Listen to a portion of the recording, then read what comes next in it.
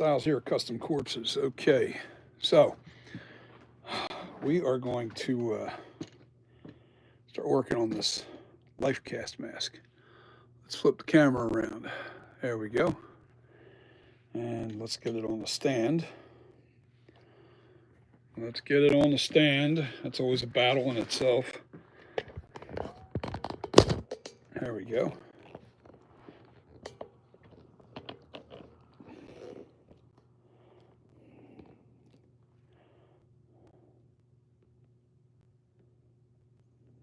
Come on, what's going on?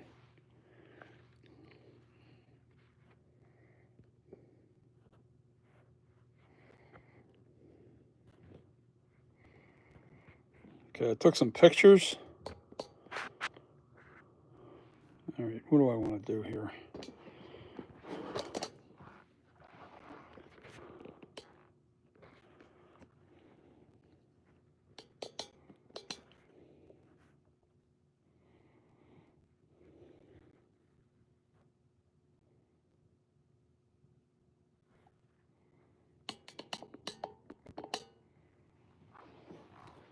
And the other thing I have to do is plug it in.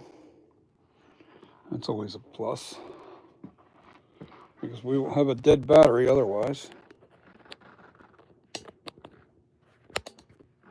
There we go. Sorry for the camera shaking all over the place.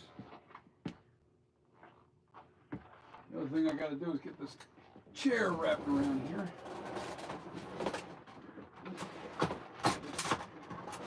What the hell? Oh, chair's all screwed up.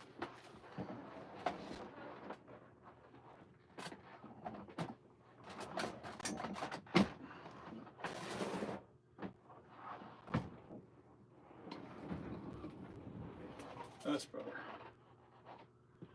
That's better. Just got to turn it around. Kicking the camera around again. And I have to get my other thing down here working. Get this working. I got to grab the pictures too that I.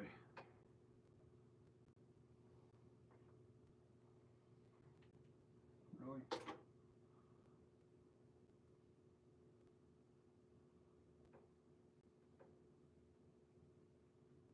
Alright. I don't know why, but I always have a hard time with this Android.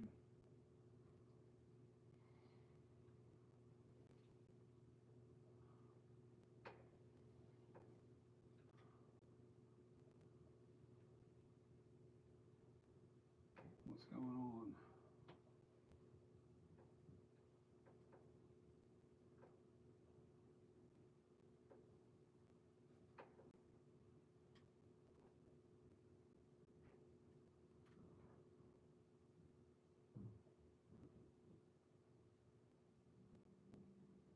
Why is this not working?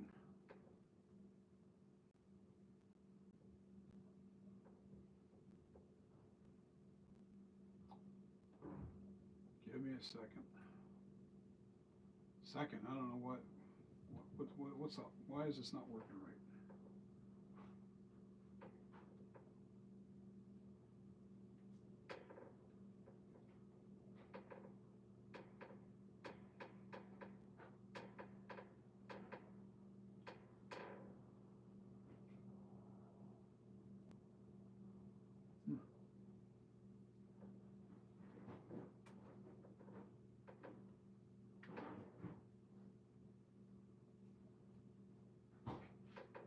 Locked on the screen for some reason.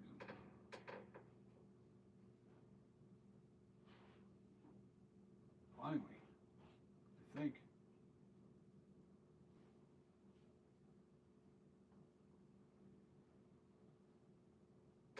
What is taking so long?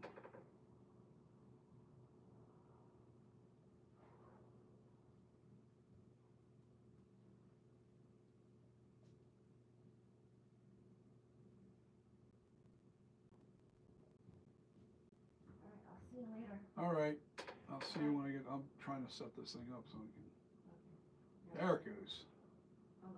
I'm thinking of something, but this one to get from the water. No, we don't have to go anywhere. And I know I could tell she was bored. Yep. There's just nothing. That's why I know she says, oh, she could never move down here because the fact she likes being in her own home. I know. Everybody does. Even though she probably doesn't do that much, still she's sitting in her chair, watching shows and reading or whatever.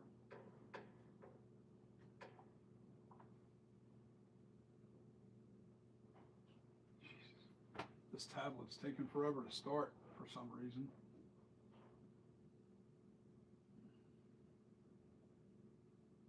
These things are slow. Not like my Apple. I like my Apple.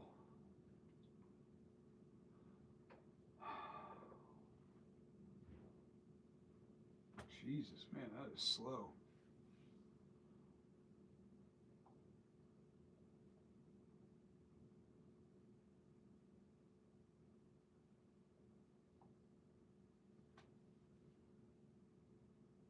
Man, is that slow.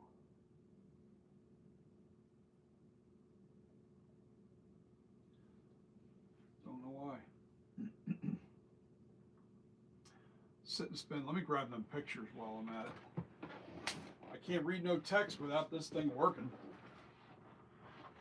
Don't know why the internet's so slow. It's been crap lately anyway.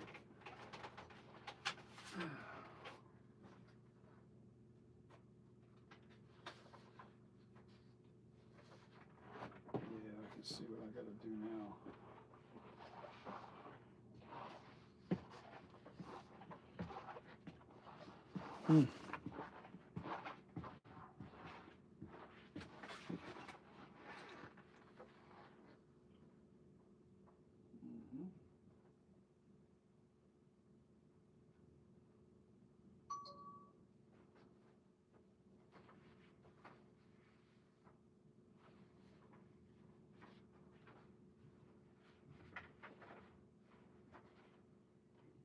Well, okay. Now what's going on? What the hell's going on here? What's up?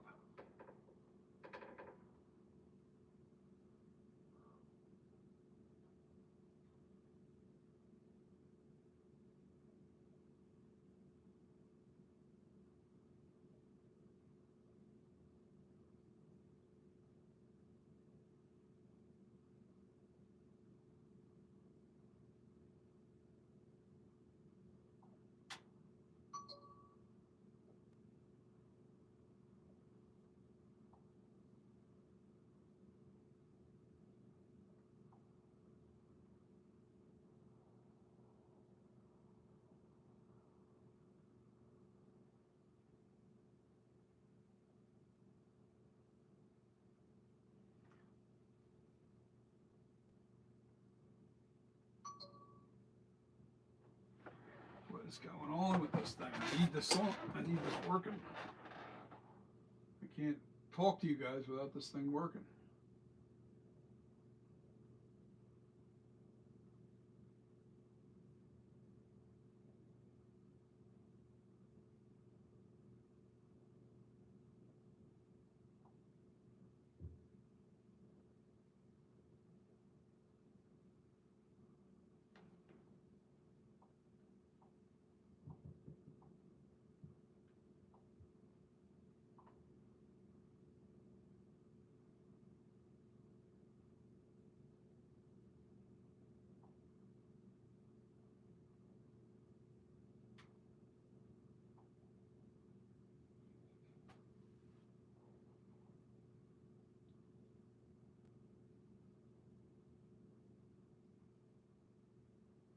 Finally.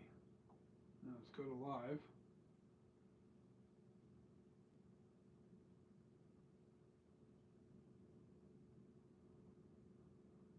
What's up, Silverado? So we're working on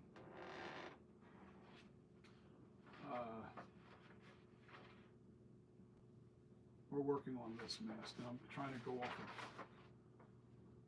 of these eye cuts. I want these eye cuts on my sculpture. So, and I have to reposition these eyebrows and everything yet. And what I can see so far is the slants aren't quite right and the eye cuts aren't quite big enough. So what I need to do is I need to kind of prop this thing up.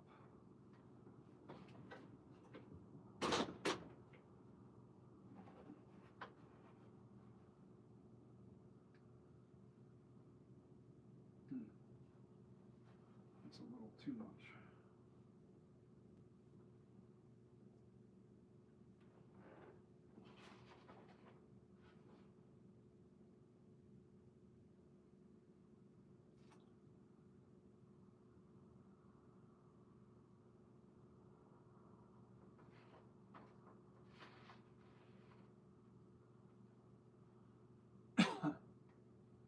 And it needs to be smoothed out a little bit more yet.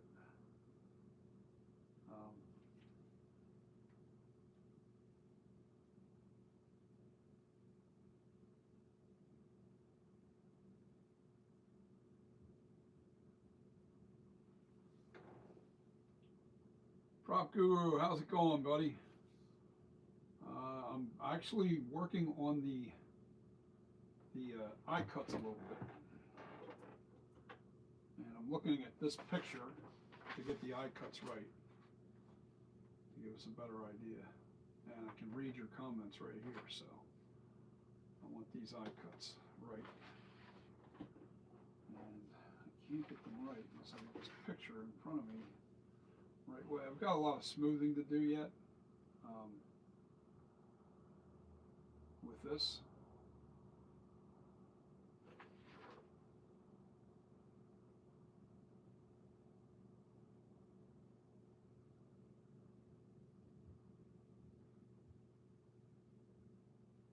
And I've got to reposition those eyebrows just a little bit.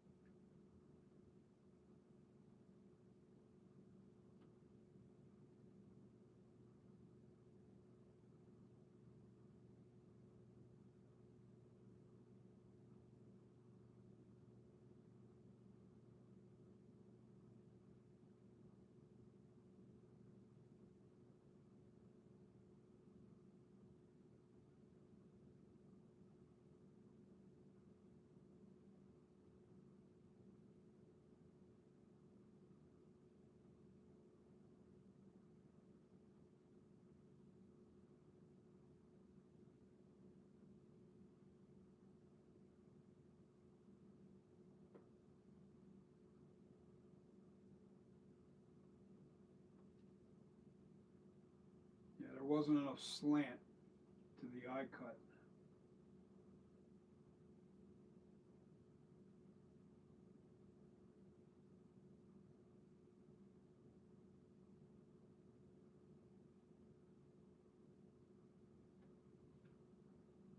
Yeah, that looks a lot better now, but I have to reposition these eyebrows, that's for sure.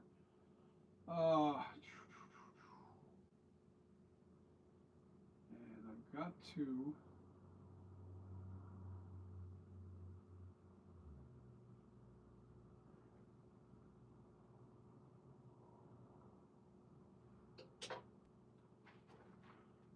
add a little clay.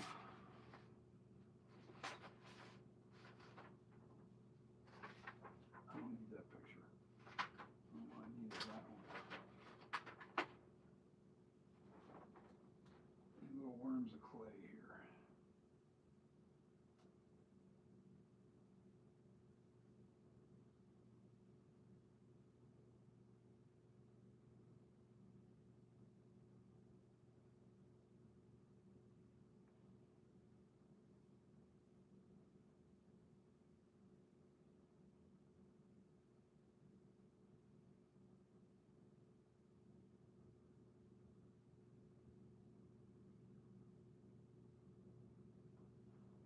That looks a lot better.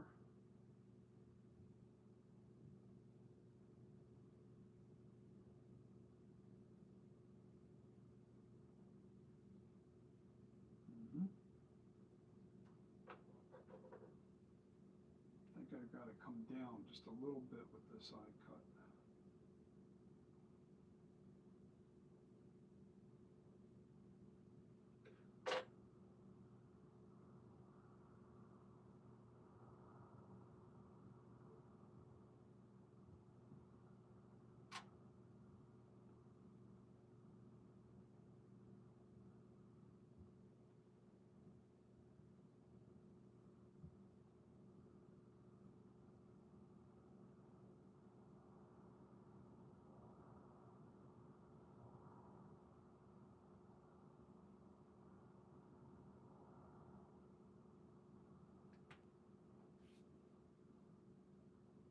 And I got to get this a little more rounded.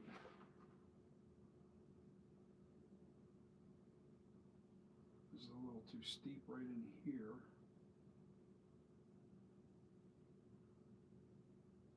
This is now correct.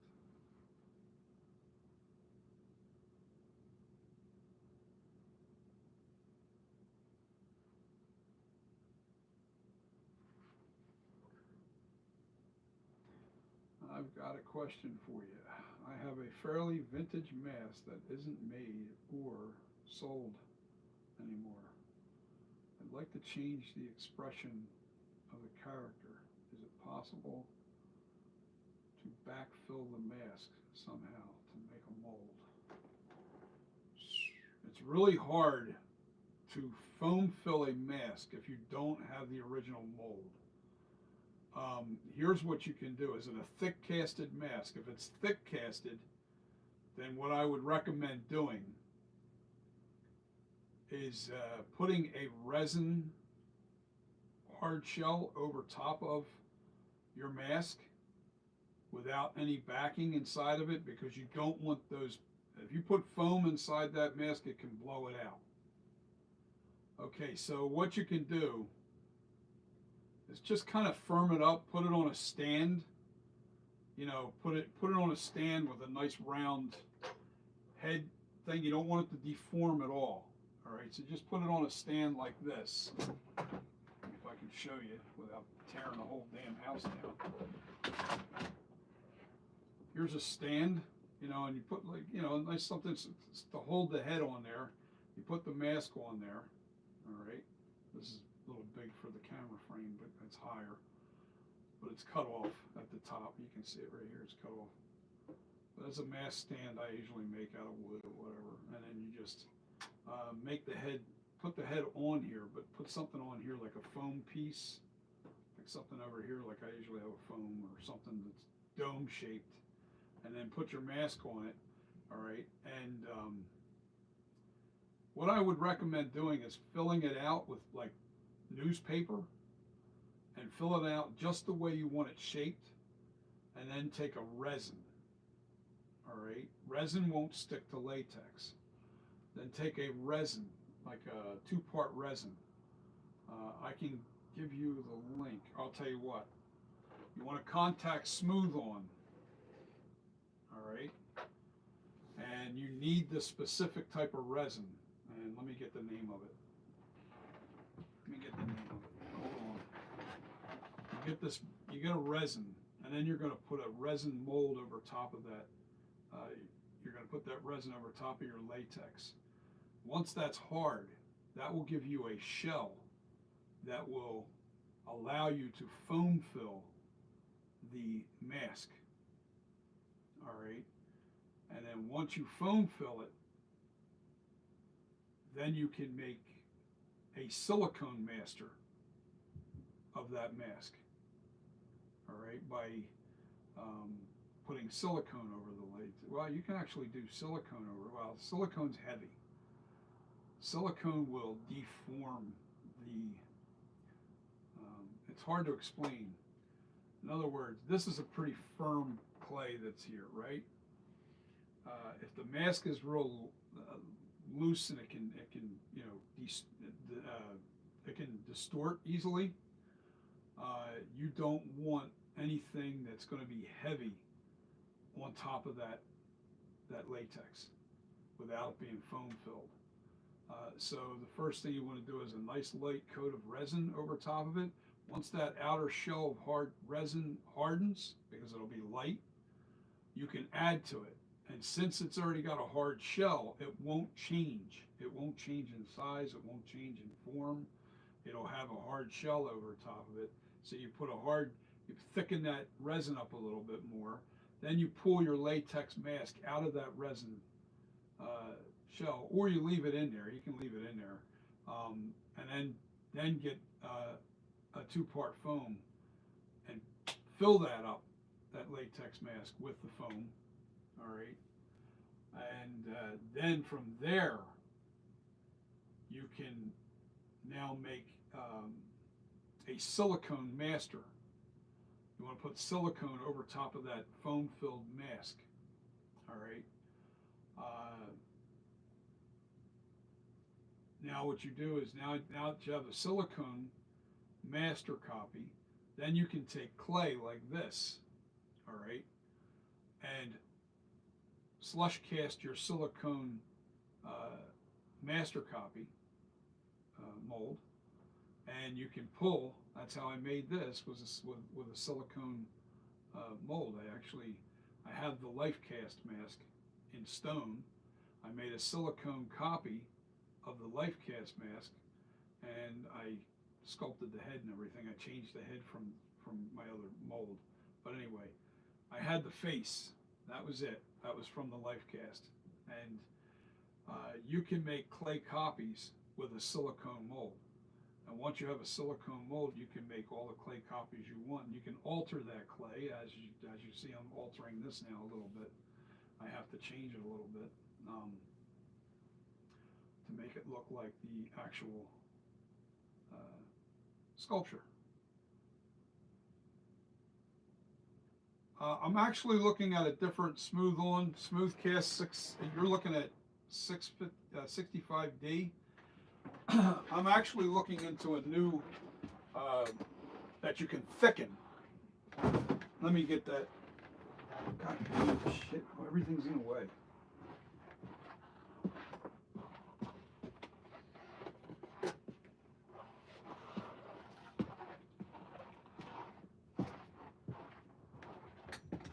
All right, I wrote it down on this box because I was talking to.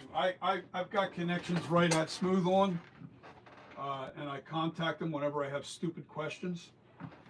And I have a lot of stupid questions. So when I ask stupid questions, I got a guy I contact at Smooth On, and he gave me. I told him what I was doing with my castings and stuff, and I wanted to make hard resin castings of my clay. But if you cast clay in resin, resin has a thermal reaction, and it warms up, and clay can melt. I don't know what the temperature. I don't know how hot that resin will get. But he turned me on to this it's called Habitat.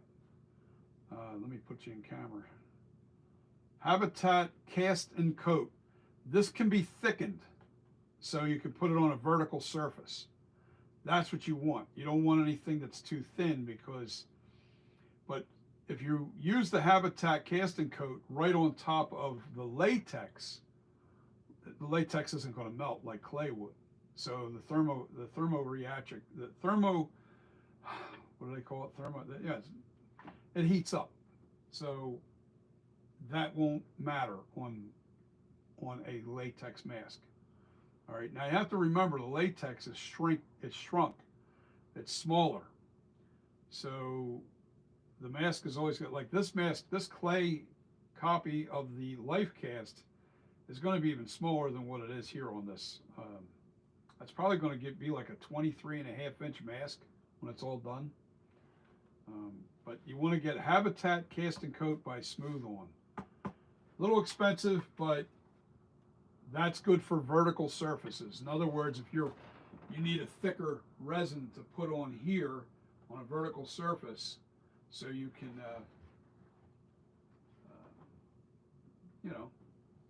And what I would do is, you see the foam that I have here that this thing's sitting on right now? It's real soft.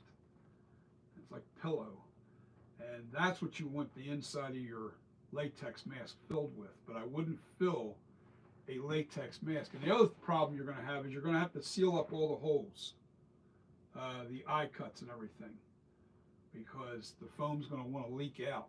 So you got to seal them up somehow. I've never done that, but you do have to figure out a way to seal those eye cuts and everything when you foam fill. Maybe you can put a piece of, I don't know, piece of tape behind the eye cut inside the mask. You want to tape it on the inside. As long as you have that hard outer shell, the face won't change in shape.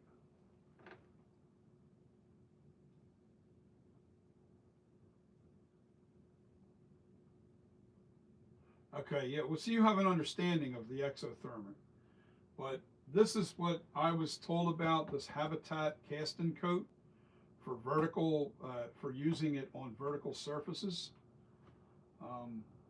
So take note of that.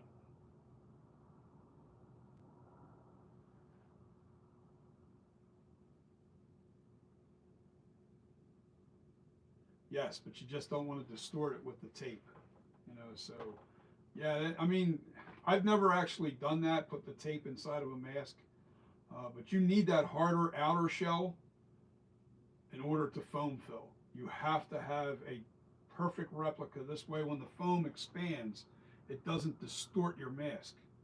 And I don't care how thick the mask is, unless it's real thick, it distorts it. You can't use, I've tried it. I've tried it with old masks that I had, and foam filled it without having the hard outer shell, basically the mold itself, and it doesn't work well at all. And you can't, I wouldn't even recommend doing that. So you always have to have a harder outer shell of your sculpture or your mask to foam fill. All right, so that's that. This is this. And we are working on eye cuts to get this perfected in the shape of the eye cuts. I'm still not pleased.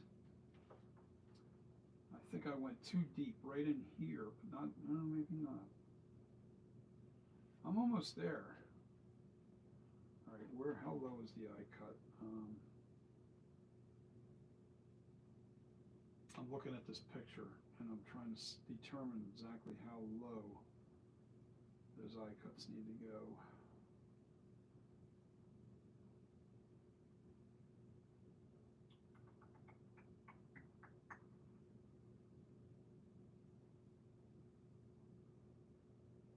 Pretty interesting though.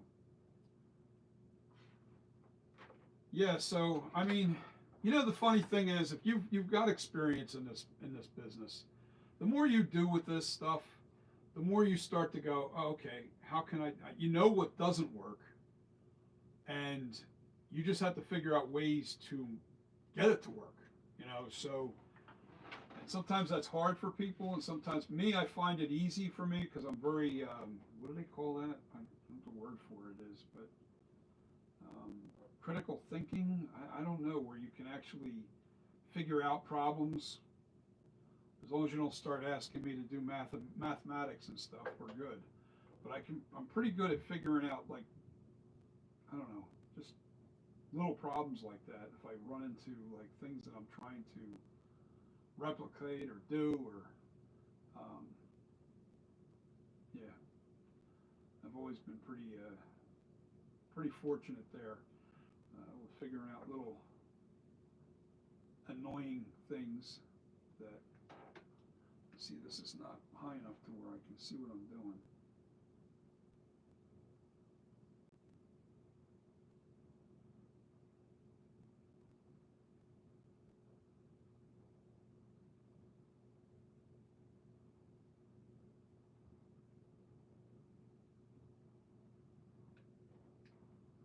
And I've got to figure out this lower eye cut. So what I've noticed with my eye cut, it looked good right in here. It looked good right up in here, but the slant was off. And the reason why the slant was off is because it wasn't quite high enough in here. So I wanted those eyes to slant down a little bit more. And this side is not quite, it needs to be a little higher over there, although it does look good like that. Hold on. It needs a little bit more shaping there.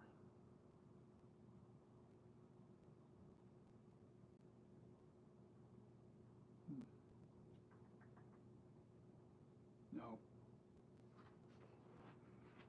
See, this is the mask that I'm copying it from. Is the mask I'm looking at here was done by James Carter. All right, and it was a nag mask, and I think this is the 75K. Yeah, this is the 75K picture. This is it from nag. I'm not trying to replicate his work. I'm actually doing from the life cast, and that's exactly how this mask was made, from the life cast. He used the life cast making this mask, and I think what he did do though is widen the jaws a little bit. I can see that the jaw is wider here. I think he made a little bit of changes. He made it look like, all right, see this mask here would be the Proto. He has a Proto 78, all right? And the Proto 78 is actually a direct copy of the life cast, which gives you a more narrow jaw because it's the actual life cast. This is William Shatner's face right here, unaltered. All right, and that's why it has you see the little bumps and stuff in here. All this is actually in his face.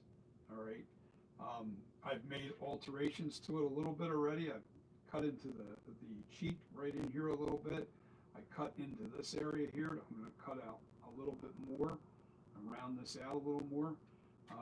I got to do the eyebrows. They've got to be done right, repositioned. The eye cuts have to be done right. And I mean, I can go off the original pictures of the original mask, but I think that Pipe Master, what's up?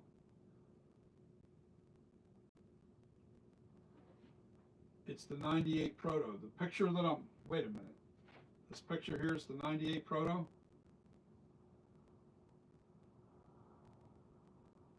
No, this is the picture you gave me. That's the 75K.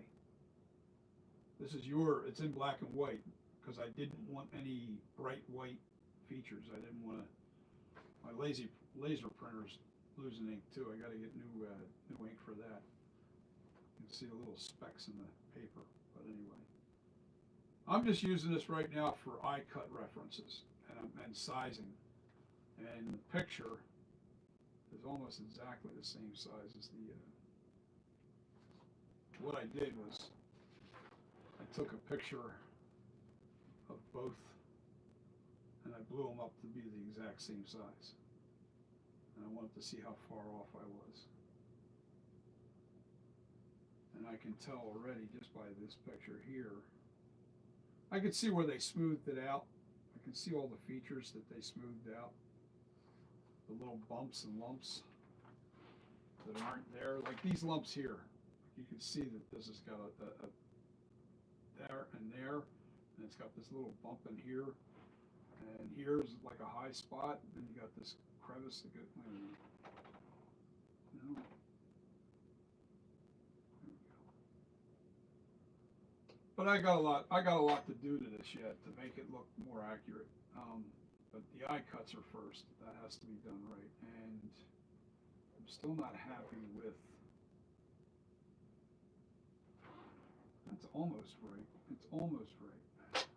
But almost only works if you're not a perfectionist like I am. So.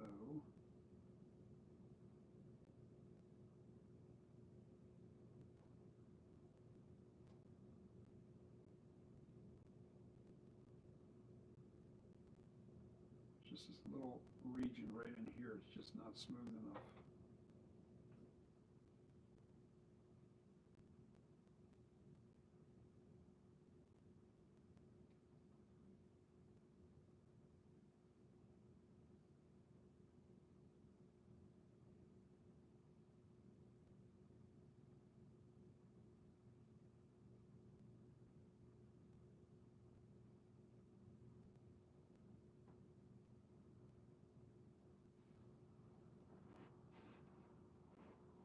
Now it's too much.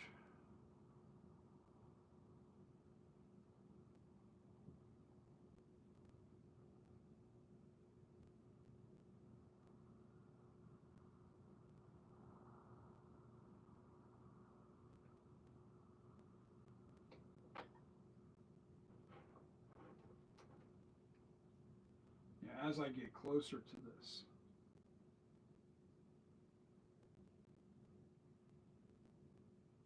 I am going to smooth some of this out.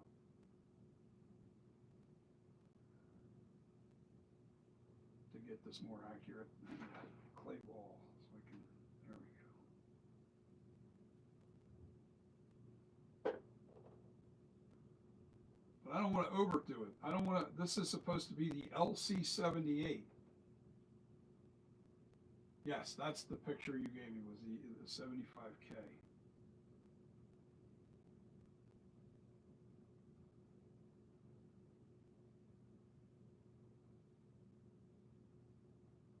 Using it for eye cut reference, because trying to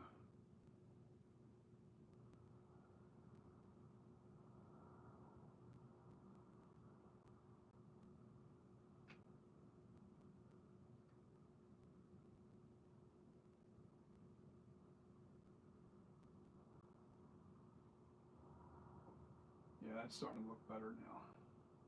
But the eyebrows have to be repositioned. They're way out of they're not where they're supposed to be. But the slant is there now, where the slant wasn't there. This eye cut was coming across right here, and I literally took out this whole section right in here, right there. I had to go higher here in order to get that slant right. And believe me, that little difference, that little change, just changes the way this sculpture looks. That little bit of a change. Now, all these little bumps and all this stuff's got to be smoothed out. Not too. I'm not trying to take the features out. I'm just trying to take out all the little lumps and bumps out of the face. But that's not really tonight. Tonight is focused on eye cuts only. And how do I want to approach this? Wow, a lot differently. Okay. All right, I already see what I did with the bottom. The bottom's too. Okay. So I cut too much off on this corner right here. I have to bring that in a little bit, and then I got to cut a little bit higher this way. A little bit more of a sloped effect.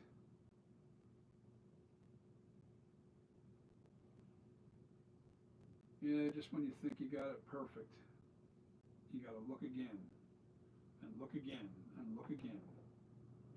Constantly looking at what your work is.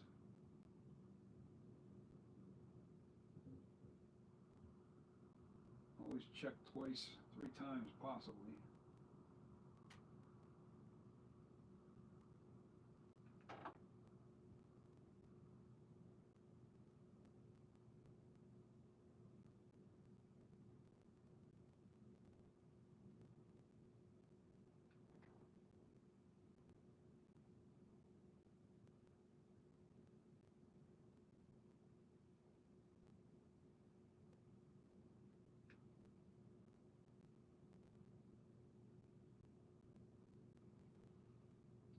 I've got it on top of a foam. Let me see how vertical that is. That's definitely vertical.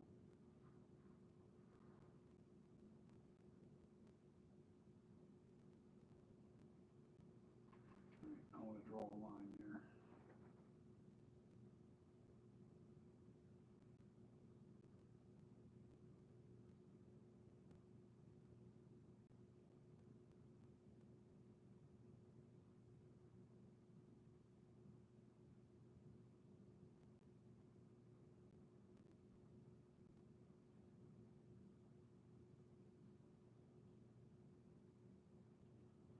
And then I have to dig in here a little bit more.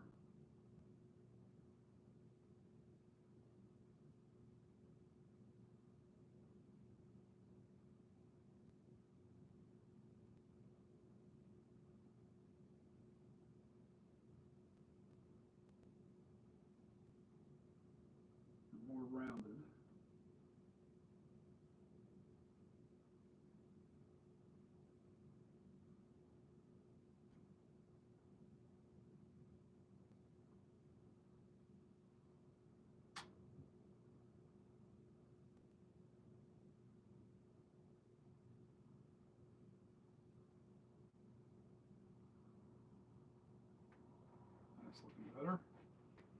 Now I got to go straight up and down with this.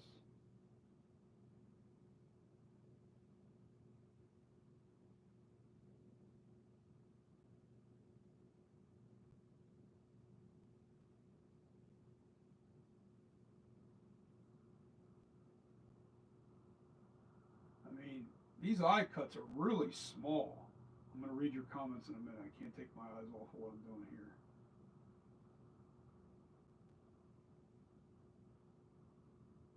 You got to remember when I cast this, they're going to be even smaller on the mask because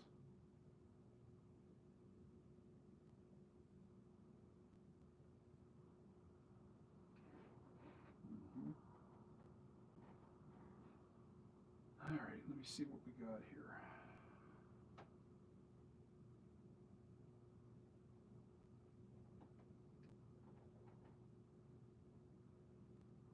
Pipe Master has the 70. Now he does some good stuff.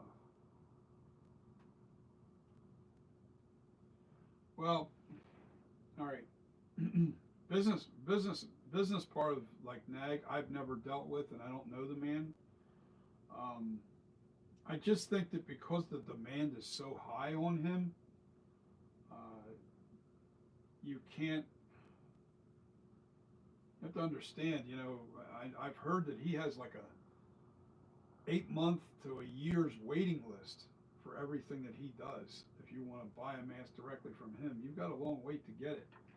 Now, you just don't have it. You don't have a choice because I just think that you know there's a lot of people buying that mask. I don't know the man personally, so I can't say anything about how or I've never bought a mask from him. I know that people have, and I've had people that like them, and some people I guess don't. I don't know. I guess can't please everybody. I try to really go the extra mile for people. When they buy a mask from me, you're buying art. You're not really buying some store-bought. Um,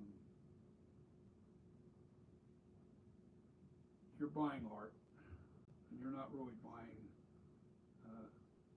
something that's been mass-produced. You know, I can only sell so many of these a year anyway, because I can only do so many. I'm by myself. Some people are fortunate, and they have people working for them. That ain't me.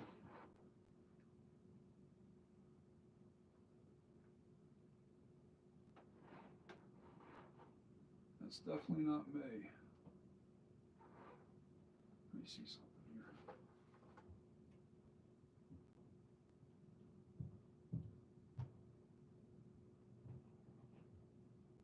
See, this looks too elongated. I know what it is. Okay. All right, so I have to take away in order to improve this.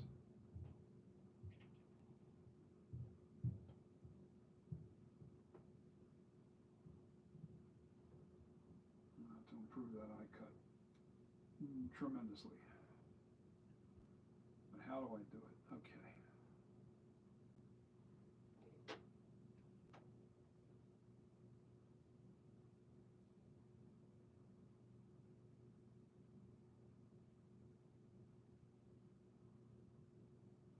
I always find that my fingers always seem to really get it right, more than the tools.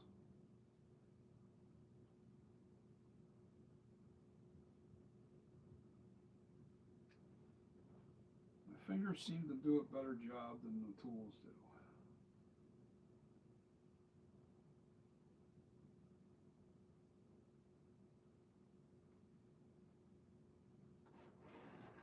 Now this eye cut looks a lot bigger now because of that area that I just took out. And this one doesn't look big enough. But it has a lot to do with the undercut of the eye cut.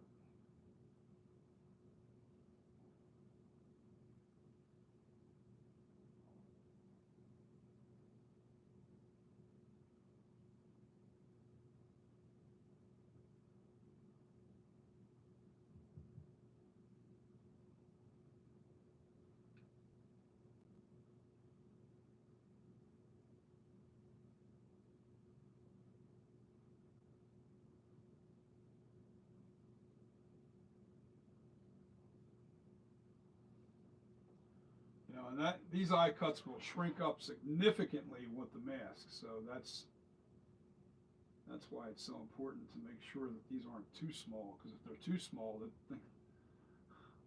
you're going to be looking out of peepholes.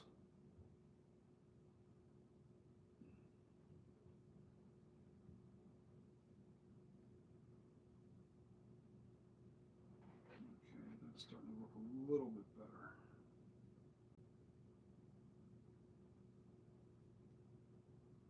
But I'm annoyed with this. You know, it feels like there's no dent. Like on this eye cut, there's like this dent here. On that mask that I'm looking at doesn't have that dent. So maybe they added some clay in there. I think they did. They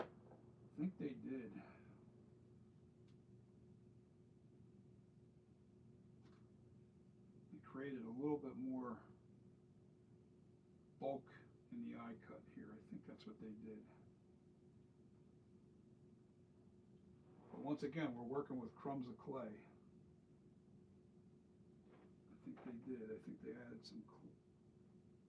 some bulk in here a little bit.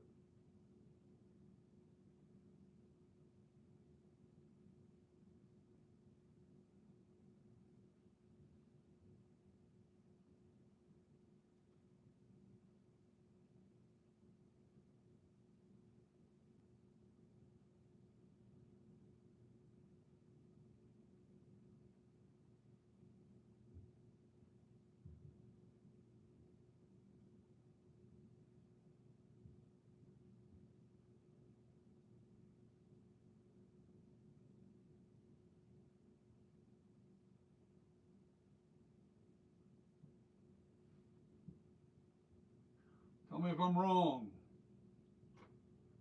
You know, it doesn't feel quite right. I think I'm going to remove this eyebrow. I didn't push this on real hard.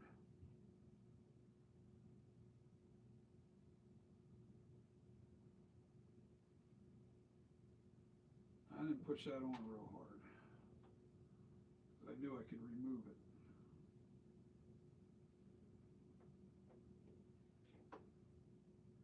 I think I'm going to fix this dent that's here. I don't know, it looks like there's a little bit of a dent there, not much.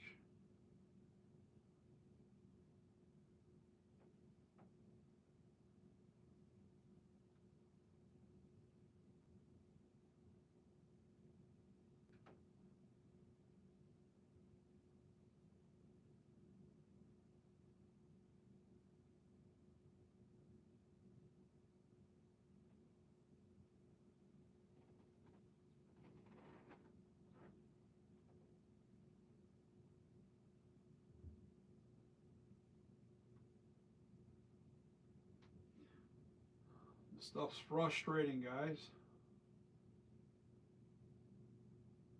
Prop Guru, I appreciate you too. I appreciate you guys being on with me.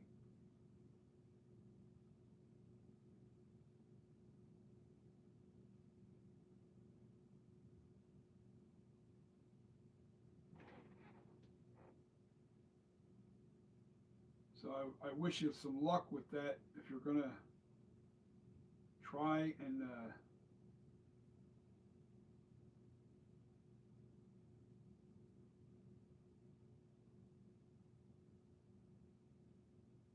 don't want to overdo this. I'm putting very little on here. I don't want to change the face too much, but there is still smoothing to do. There's still a lot of smoothing that has to be done.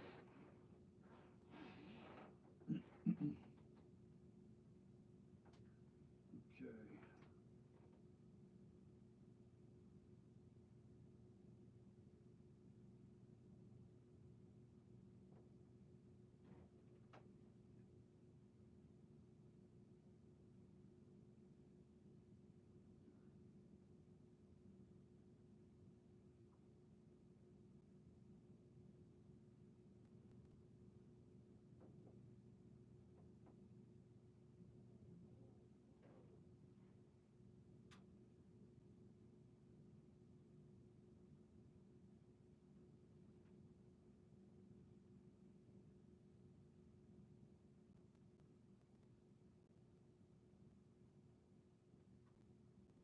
don't think you're going to see any major changes. Well, maybe, depending on how much I get done here.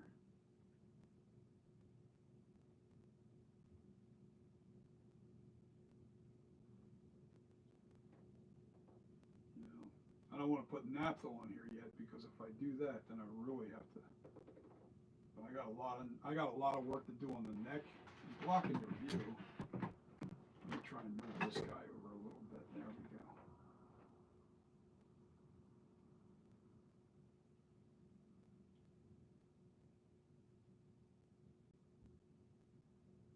Asylum, it's actually it is the original mask. That's the thing.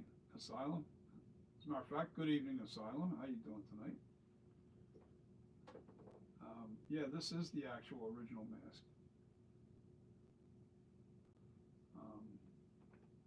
That we're trying to really bring it in. What the hell happened to the other tool? Did it fall off on me?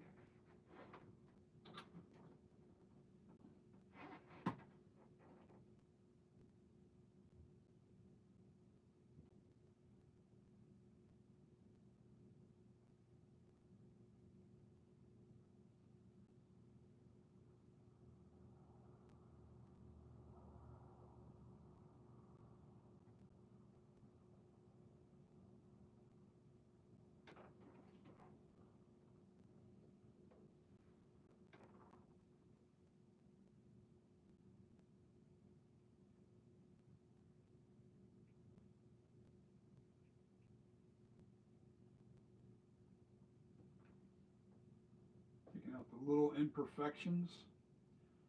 Now see, I'm really torn. Pipe Master, are you still with me?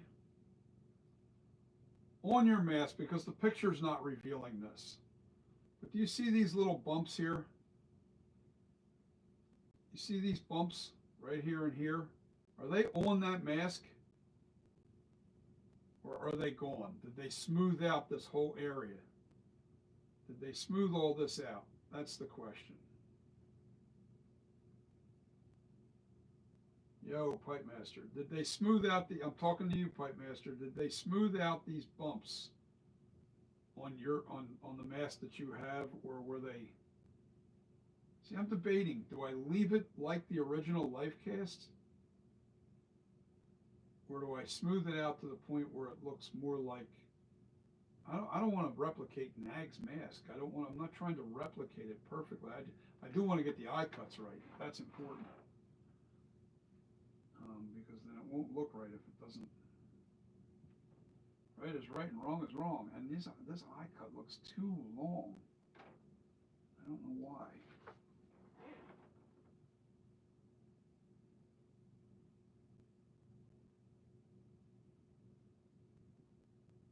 It's too long.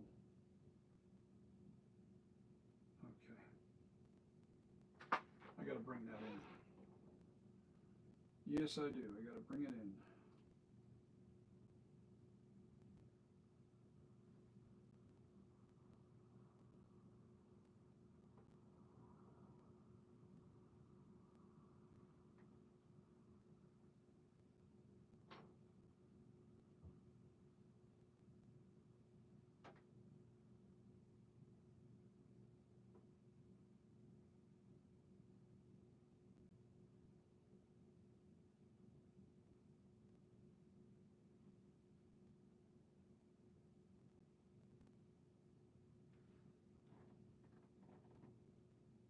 Not worried about shaping it just yet. I got to make sure it's in where it needs to be first.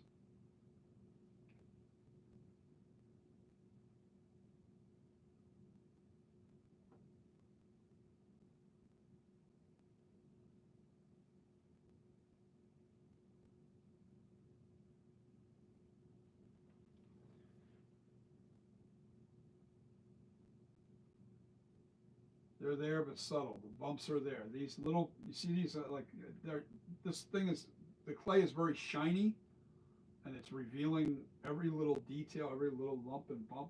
Okay, so I'm not gonna take them out. I want to leave them there. I do. I definitely want to leave them there. Yeah, that seems to be working a little better. That looks a little better.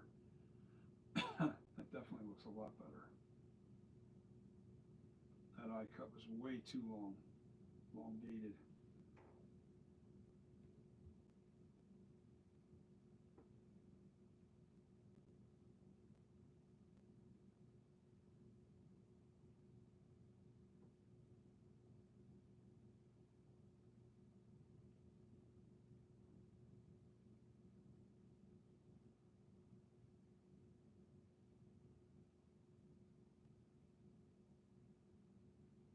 Yeah, that looks a lot better.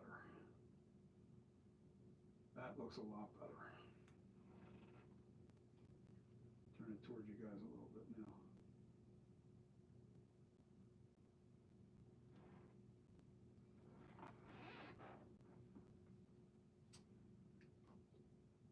This is not easy when you're working off of two-dimensional pictures. It sucks. But then again, the goal isn't to make a replication of Nag's mask. I do want the accuracy of the eye cuts though.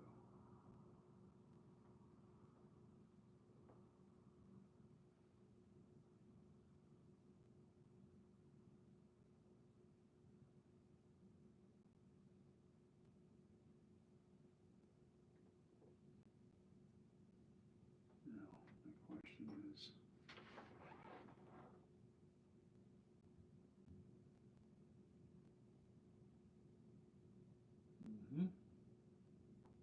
all right, so here's the other issue. This is not.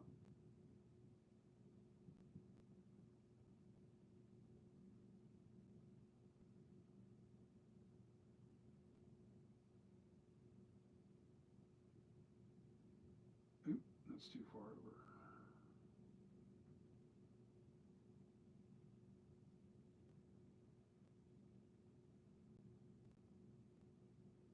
There we go.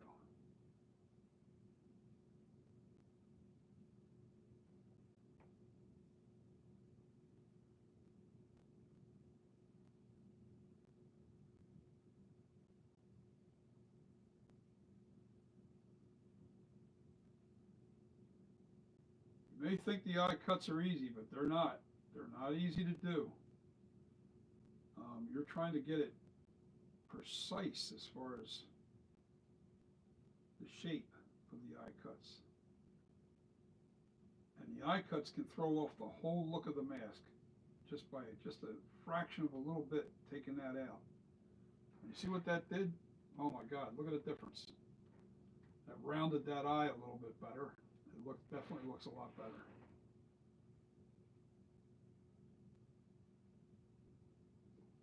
Definitely looks a lot better.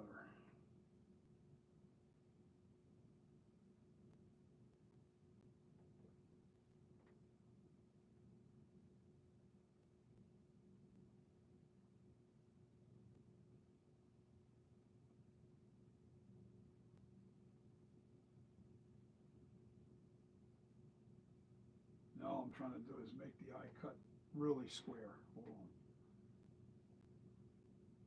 Squared off on the edge. I don't want a rounded edge. Because I want to cut in the inner eye cut, not. I'll make sure that's squared off in this area here.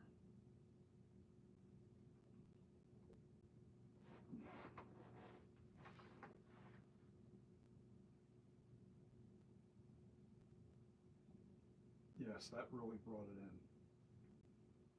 That really did the trick there. That was two. Now the other side is the side that's a little difficult. You know what? I need the light back and in front so we can see inside the eye cut.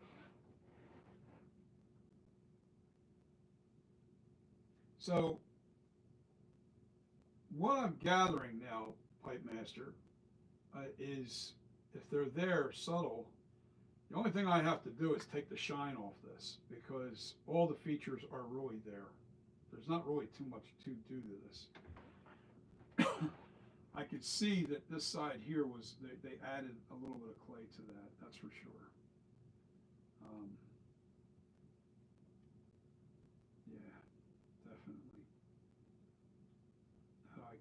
Good. Now I got to get this side right.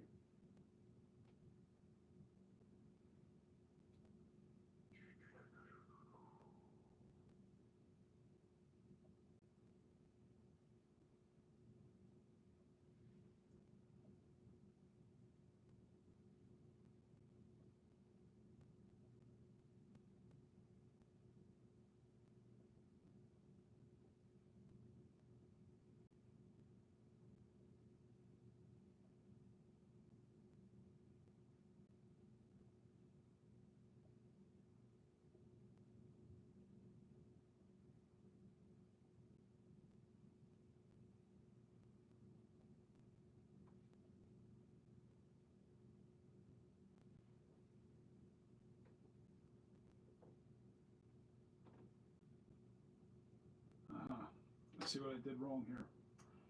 It's too deep in this corner here. Has to come up a little bit. It has to come up a little bit.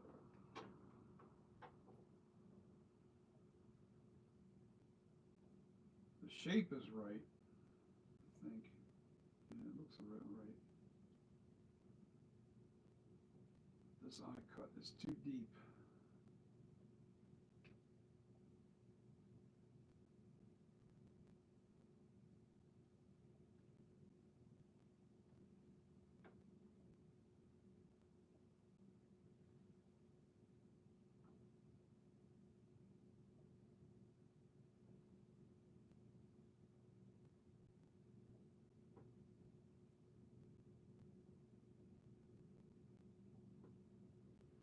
Now, take the paddle.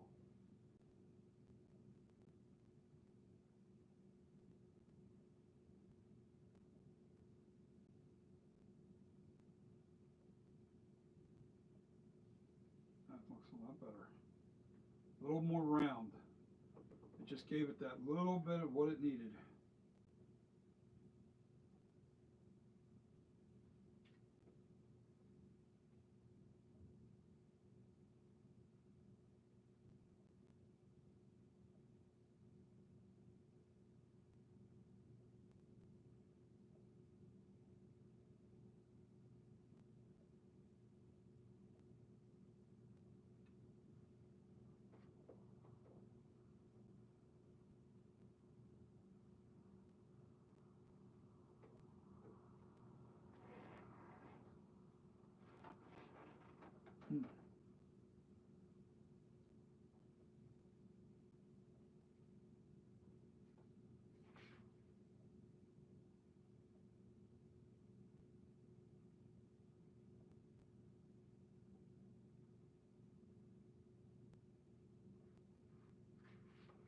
I'm also going to take these eyebrows off, might as well.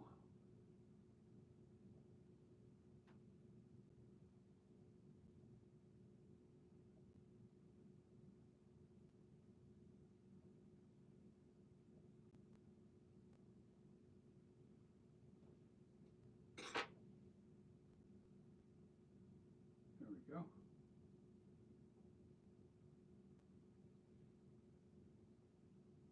Got to reposition them anyway.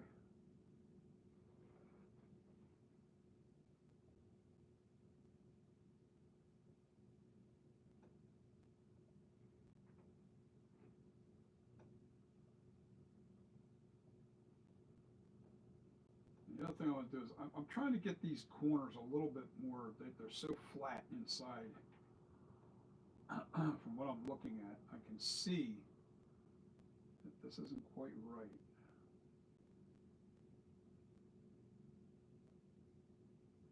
Almost.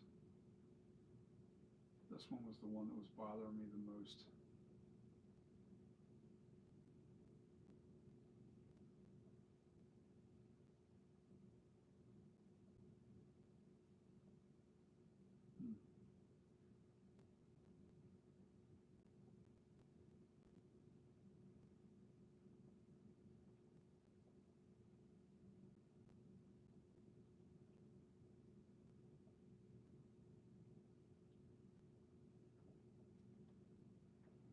I don't know whether to leave that alone. Ain't nobody listening, nobody's talking to me. Nobody texting no more?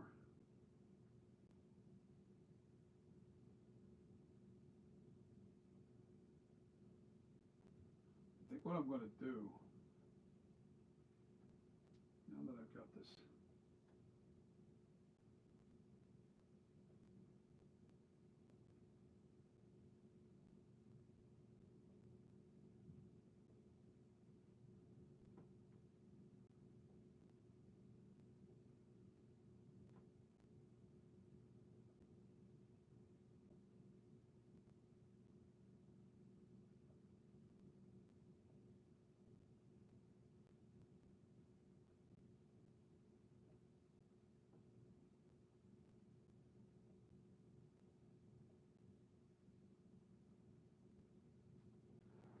yeah, that looks a lot nicer. That looks a lot nicer.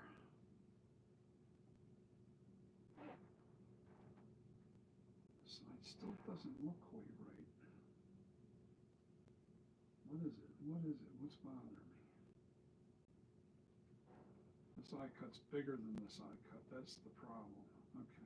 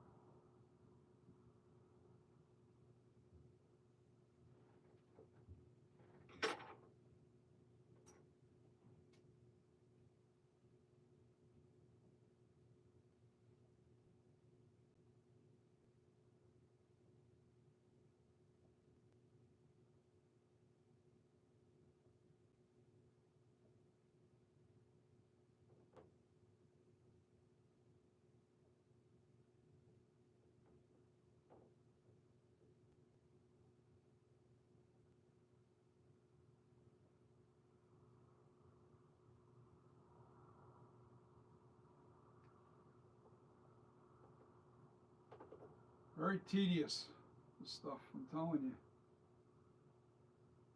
Get it right. You're working with crumbs of clay. To get it right,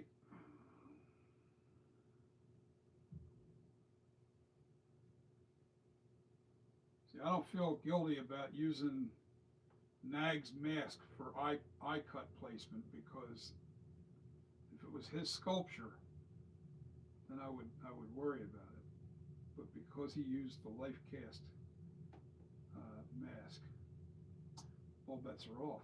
That goes for anybody, including myself. I think that when you use the life cast, which I did, this is the life cast. I didn't sculpt this. This is actually from the life cast itself. I sculpted the head. I had to get the head straight, but as far as the mask goes, no, I didn't. As far as the face goes, yeah. No, this is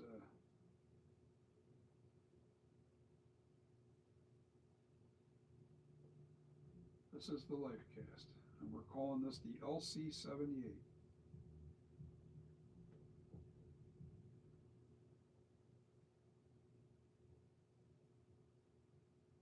Which stands for Life Cast, in case you're wondering.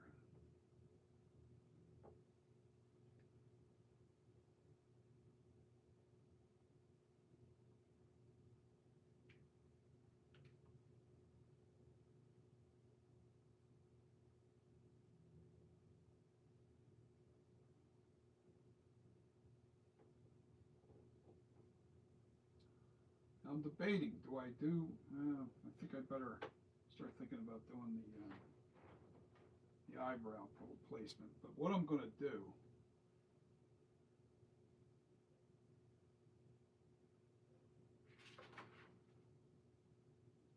is, instead of piling it on thick, let me find out where it's going. Where does it end at? It ends right there. So, where does it start?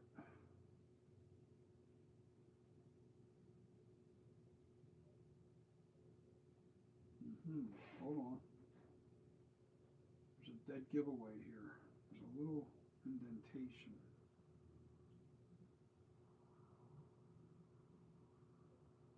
I have it far, nope, I don't have it far enough back. Right there.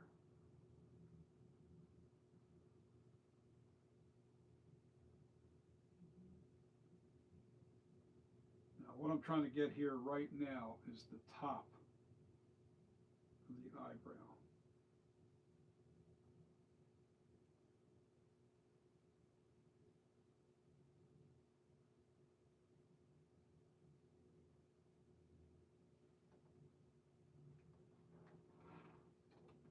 Alright. And this side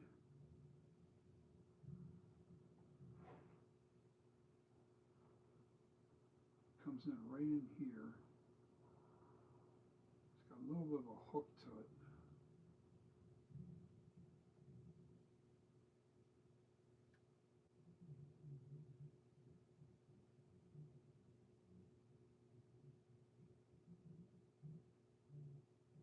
Trying to get the very upper top of the eyebrow in place.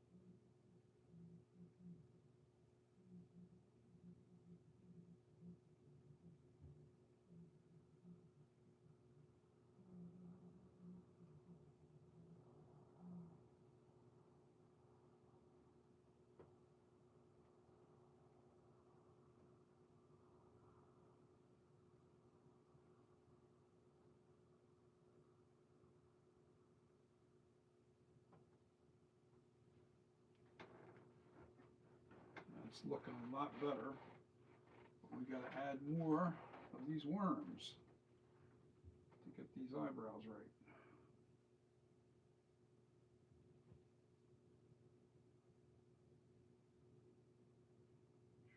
That's too close.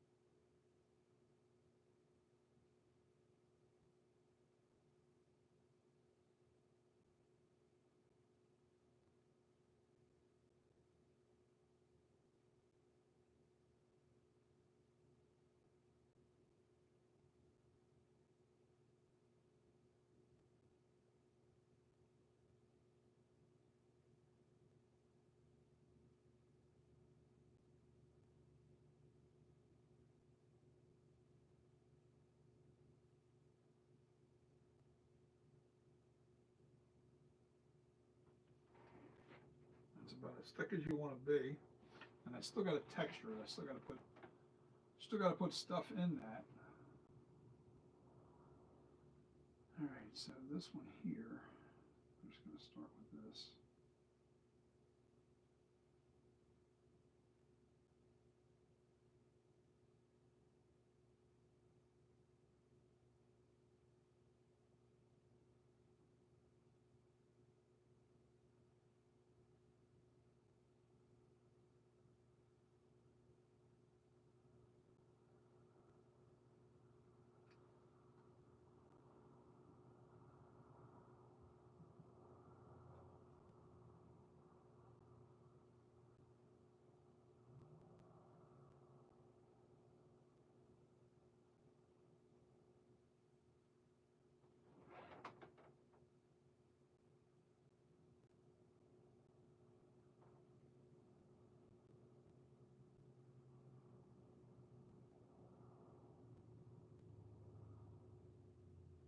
Real key, getting the shape right on the edge here, right, of this eye cut, of this,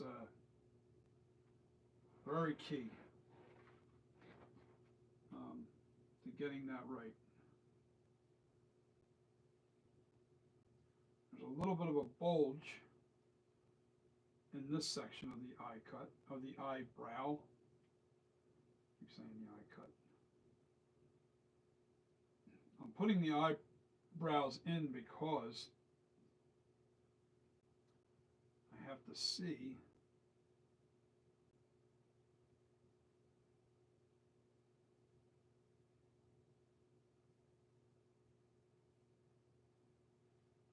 where I need to be with the eye cut.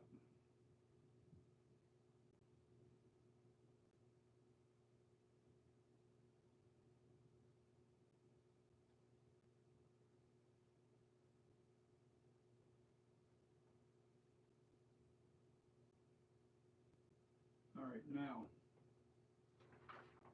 important, where is that tool? That's not it, this is it. Now this, all right, we gotta get all the junk and debris off of that. This determines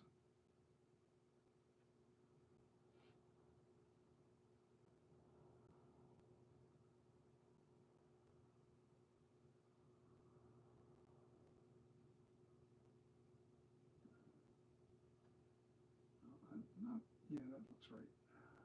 There's a little push up in here. It comes down a little bit. Rounded.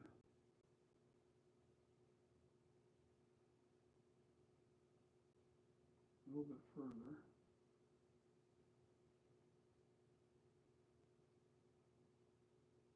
And this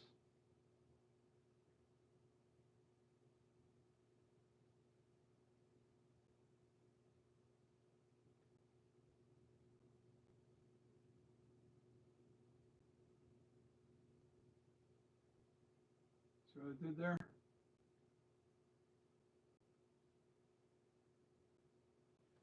I gave you that perfect cut on the eyebrow. That's how that eyebrow is done. That eyebrow looks bad to the bone. I'm going to try to fix the top part right here.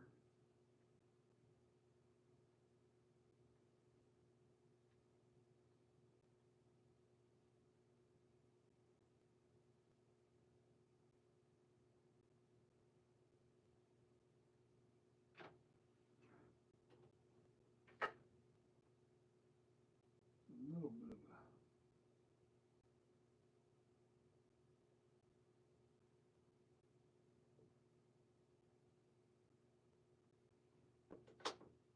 and now we texture, which I like to use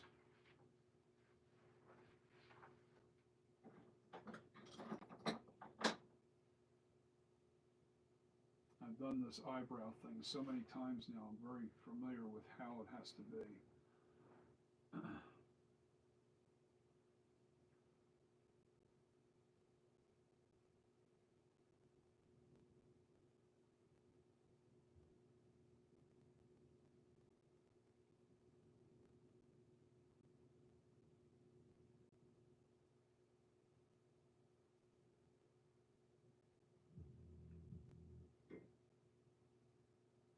Now I'm not trying to overemphasize these eyebrows right now because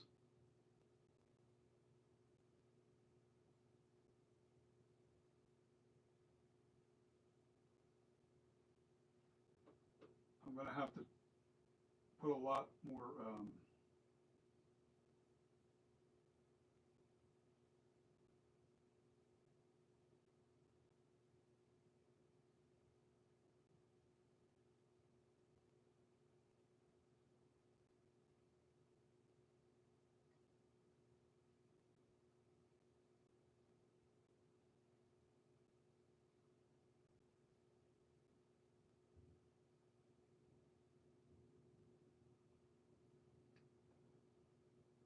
this here. There we go. That looks a lot better. That's just to show you what to do with those eyebrows. And I'm still not happy with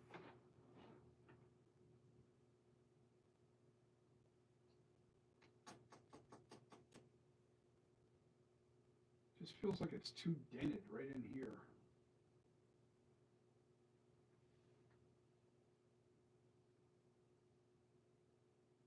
No, Nag didn't do your eye cuts. I know. That was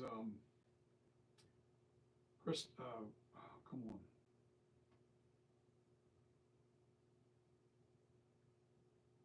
Oh, come on. Damn it.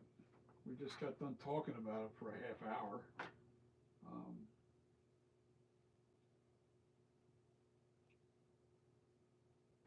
Yeah, I just have to keep working it and keep working at this.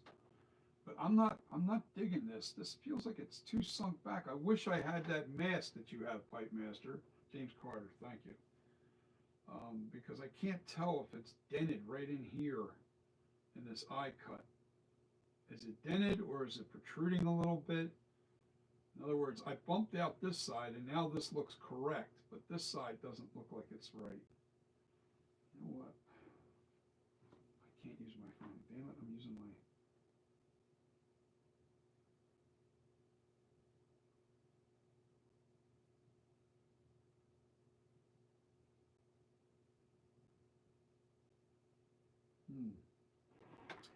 It's a problem, but not a big one.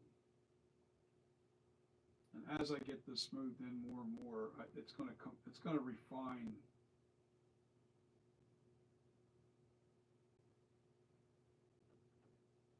It's going to make this thing more and more refined, I think.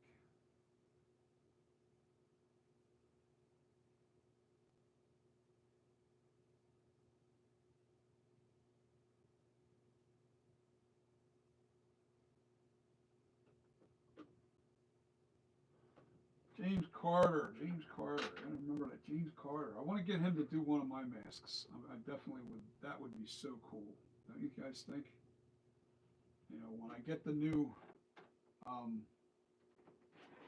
when I get the V2 FB78 molded, I'm gonna send one off to James Carter for one to keep and one to, and I think this is what's eating at me here.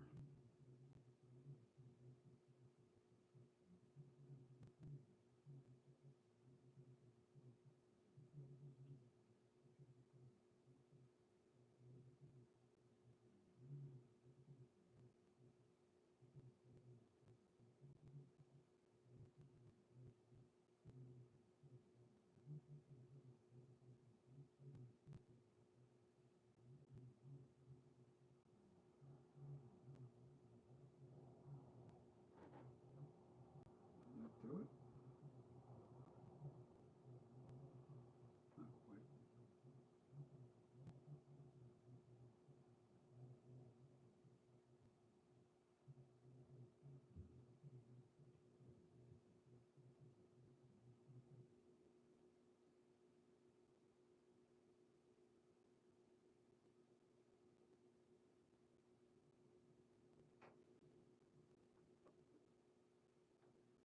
I'm in a two-dimensional world again. I hate two dimensions. I like working with three-dimensional things. Well, 90% of the work is already here. It's right there. It's done. But getting it to look really good is key.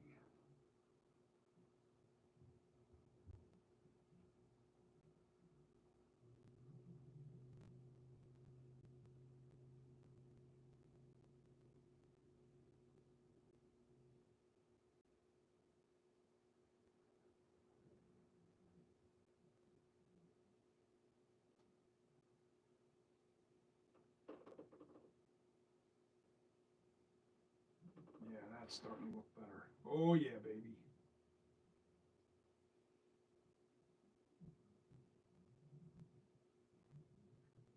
See this from the side view.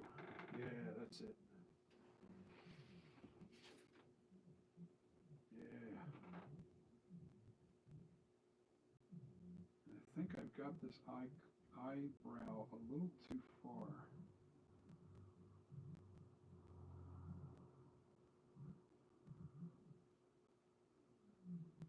There's a little too much on here.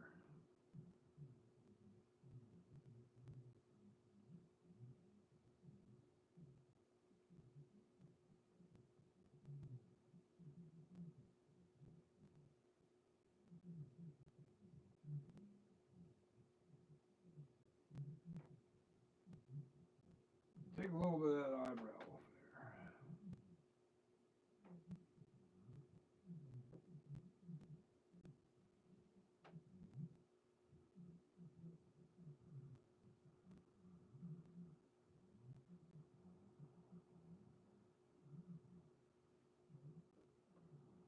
You know, I'm almost like I want to start texturing this, but I got so much work to do on the neck yet. Although I want to see how this looks if I can get this texture smoother without changing any of the get the shine out of it. You know what I mean?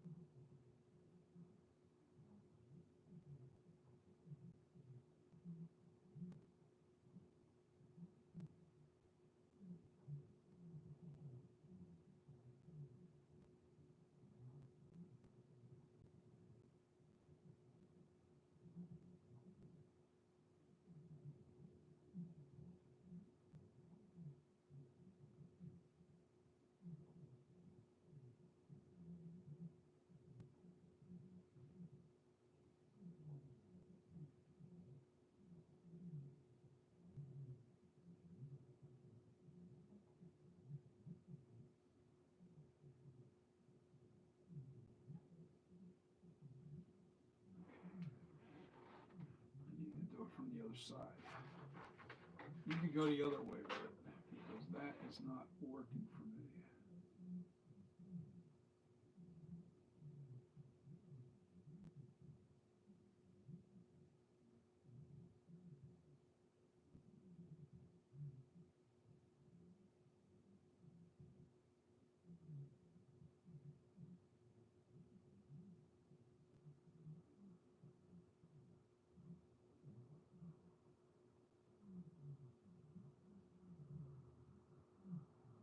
I love sculpting.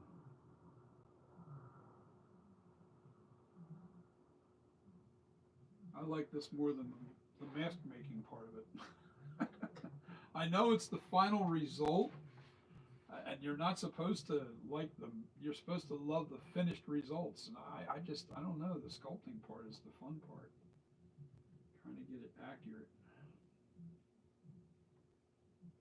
I got smoothing to do on this neck.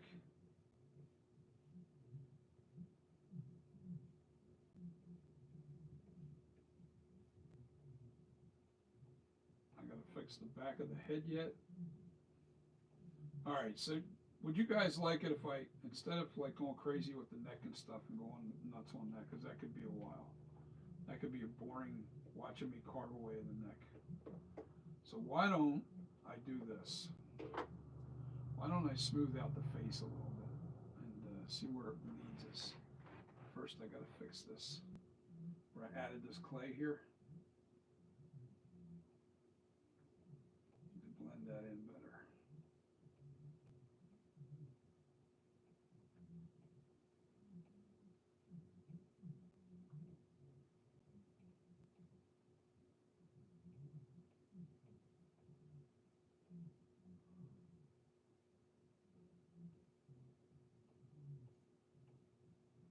I got a couple holes I got to fix where I dented the face a little bit.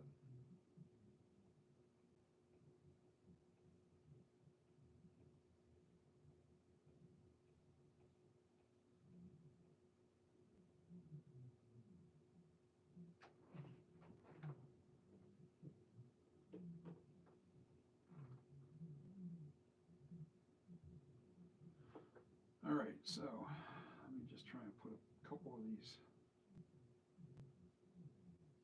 marks on this thing. I just want to work this area, not all the way around the head and everything. I just want to make sure that I want to see what it looks like when it's dull and a little smoothed out. A little more smoothed out.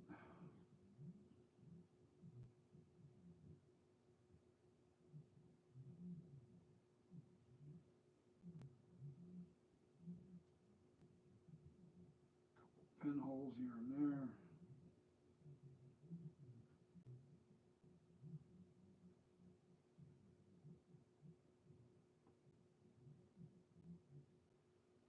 And what I do with these pinholes,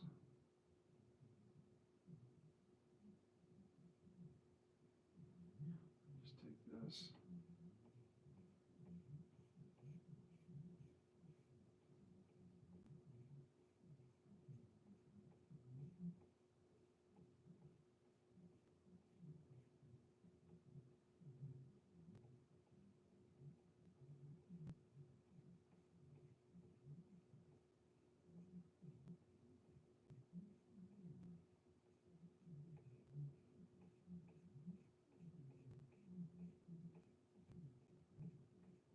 Once I start smoothing this out, though, I can't really work with it too much because once I put the naphtha on here, pretty much ends the night because of the but I think I want to do a little more to the cheek line too. I got to get that cheek right.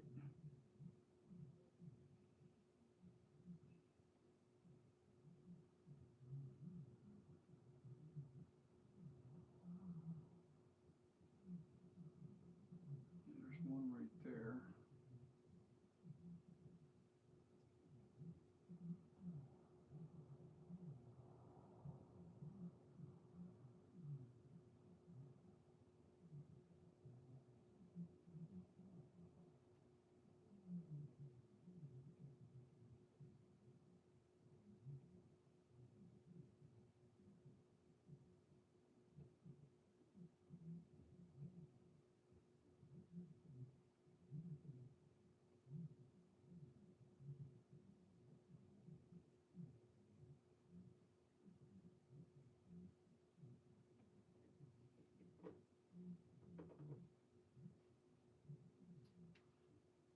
I think I want to add a little more dent to this cheek. Just a little bit right in here.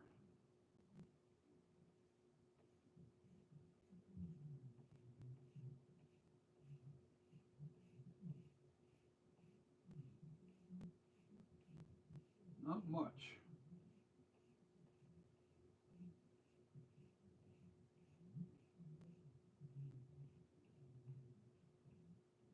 keep the integrity of the naturalness of this. And now there's another dent right in here. Now, all I'm doing basically is just smoothing it out. I'm not really denting into it too much. Not carving into this too much at all. Just smoothing out where those dents are. Making sure they're accentuated. I don't know what's the right wording. Just want to make sure that they're noticeable.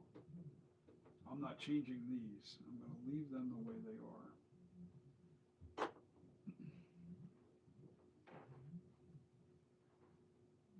I want to fix this cheek line here.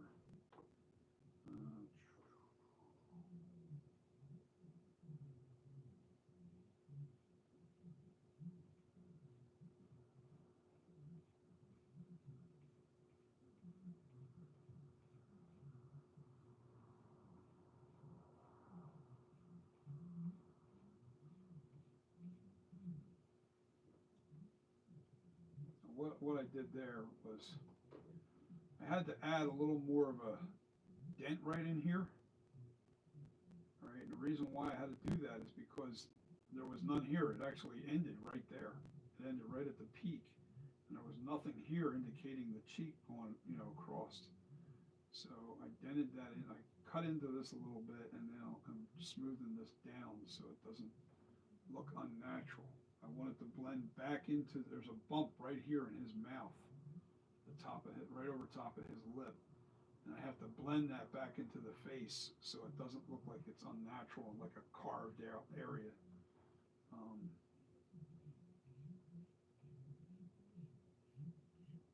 Just taking out the bumps and the lumps.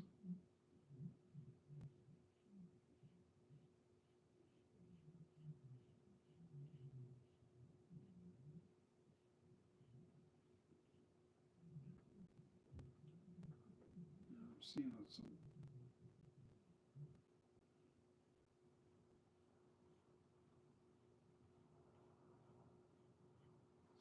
unnatural bumps here, but there's a dent right in the very tip of this lip. Can you guys see that? That's actually in the mask.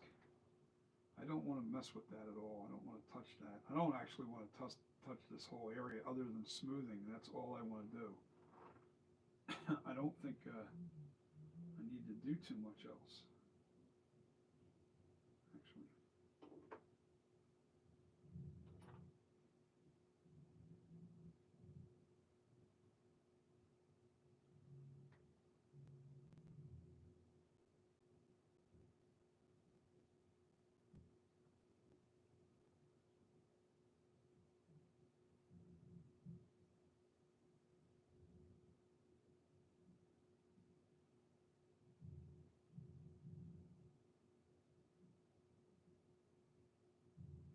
Now there was this big dent, like this big pimple, right, or not pimple, but an indentation that's not supposed to be there on the actual screen used mask.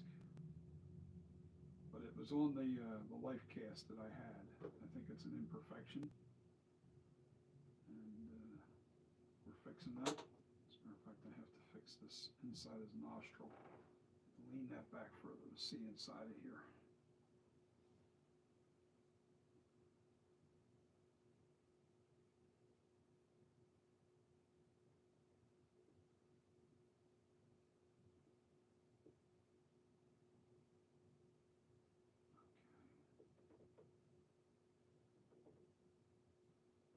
There were 2 holes I had to fill from air bubbles.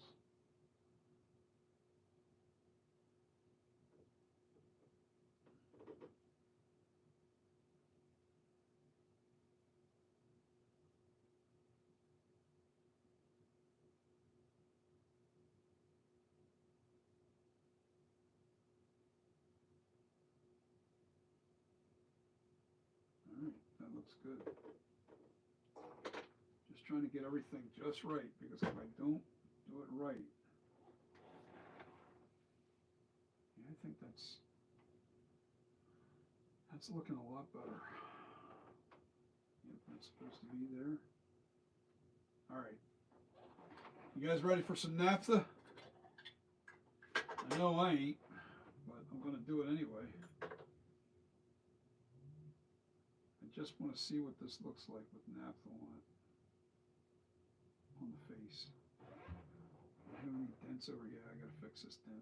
Hold on. Let's not get carried away. Here's a big dent right on the side of his face here. And I did that myself. I dropped it or something fell off the table on me. Warm up some clay.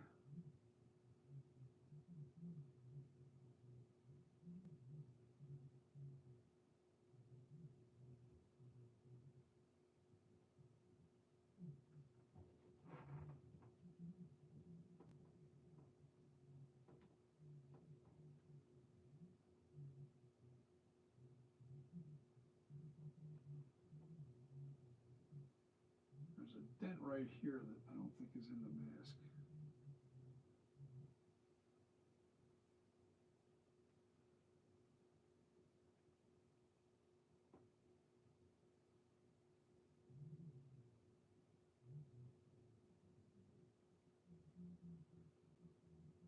See, I think the stone that I have, the stone copy, it's got a lot of imperfections in it. It's not like a really perfect version of the, let me see if that looks right. No, that doesn't look right.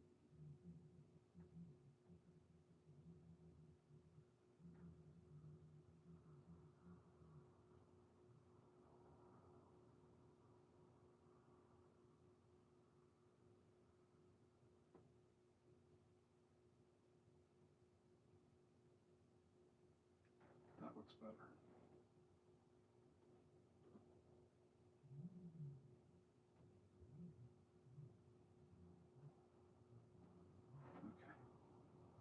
Okay. Yeah, that looks a lot better. The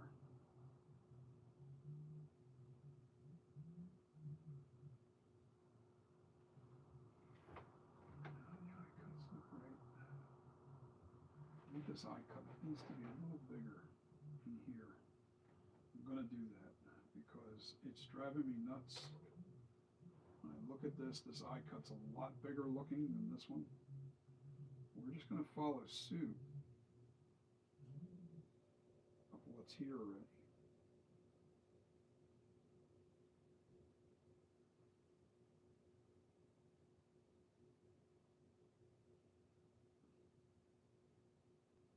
Yeah. It's going to fix my issue here.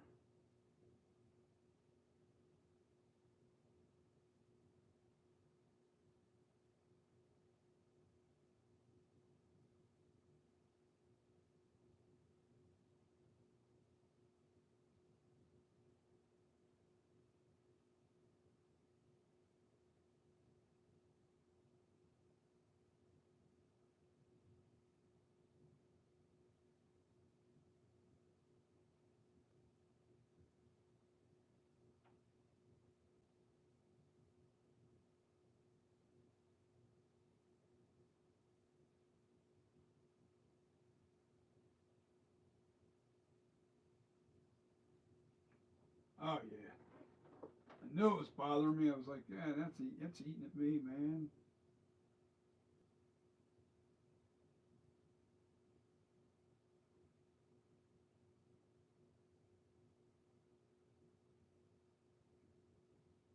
That's a lot better looking. Okay, now let's smooth that out. Then we are going to start messing with the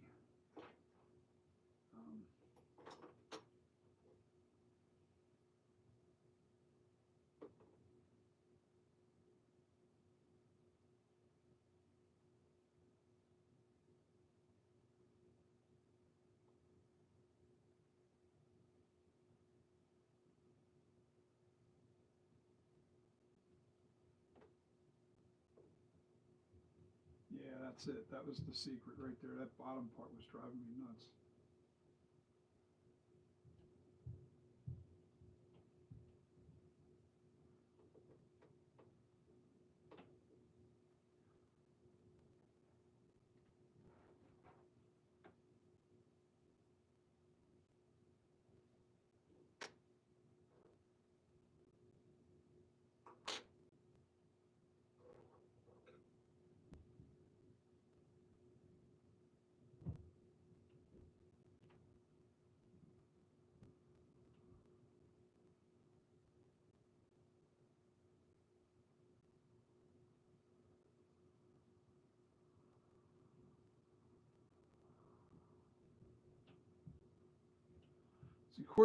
It's important to make sure that the edge of your eye cuts aren't slanted. You don't want them this way or down too deep, because that's your cut line when you go to cut your eye cuts.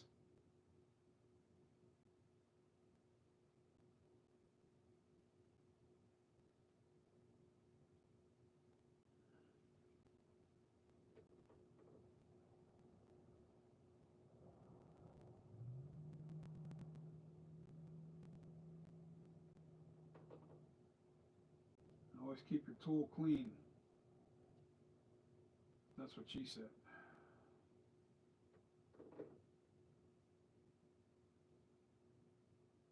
Cause a lot of boogers on you. You don't want that.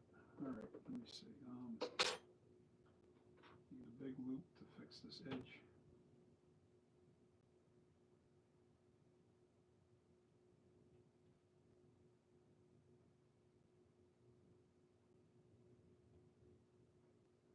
All right, let's do a little smoothing. Let's do a little smoothing. So the first thing I want to do is kind of wet it down a little bit with a little bit of naphtha.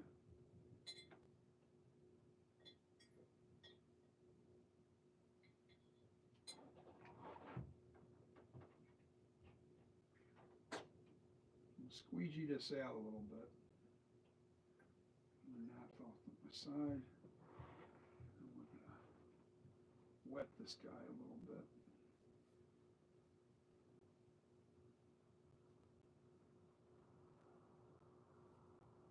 Definitely don't want to take too much of the details, textures out. Believe it or not, the texturing part is the scary part, because if you don't have this right,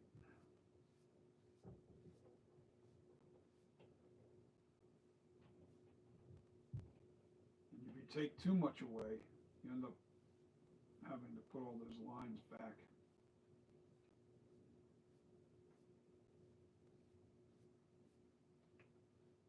So it takes that naphtha takes that clay right off of there. And I'm rinsing it back into the jar, and I'm going to squeegee it out. So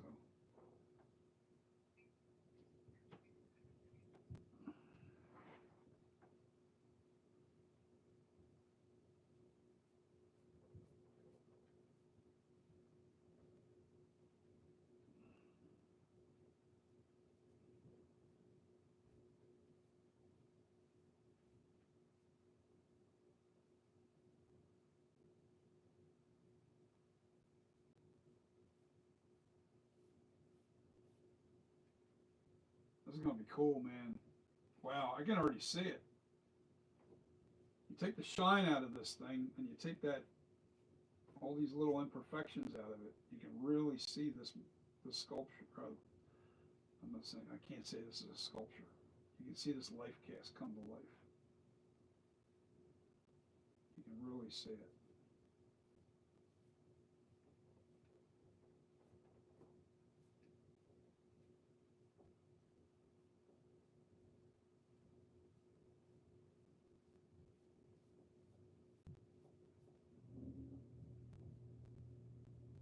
Yep, I'm glad I did that right there, because it didn't look right. Something was wrong. And I have a funny feeling they made that alteration themselves too.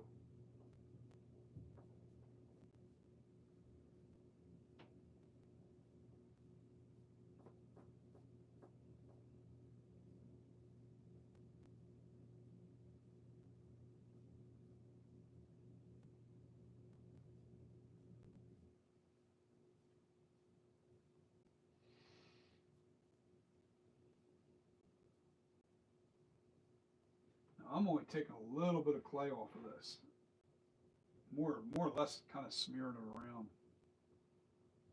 How many people are on with me? There's 3 people, 3 likes. I don't know how many people are on with me. 3 watching, okay, including myself. So there's 2 other people on here.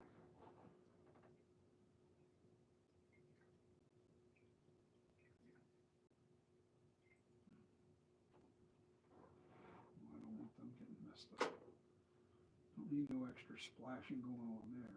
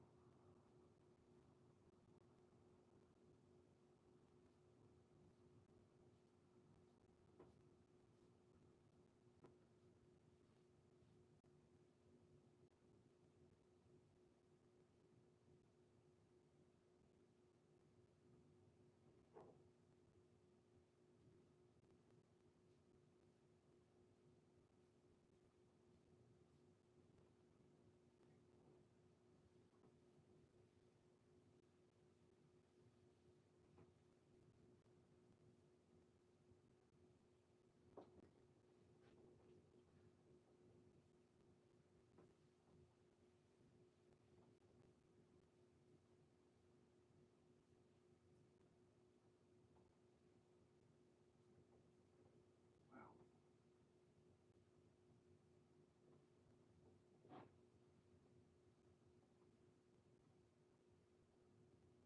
Makes a big difference with those,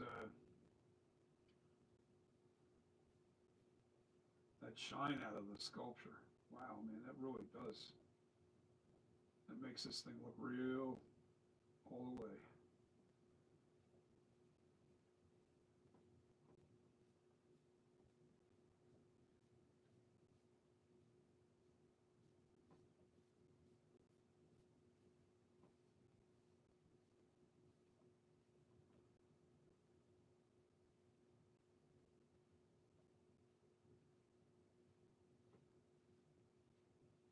Now I still have to refine this quite a bit.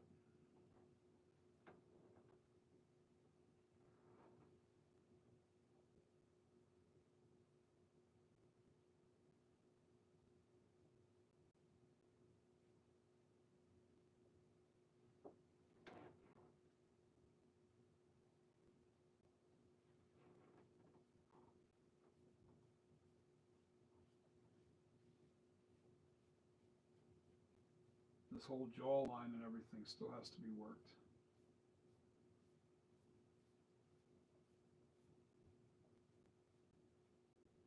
Now, the one thing about this is it doesn't have the bubble in the corner of the mouth. Question to you guys. Do we put the bubble in or do we leave the bubble out?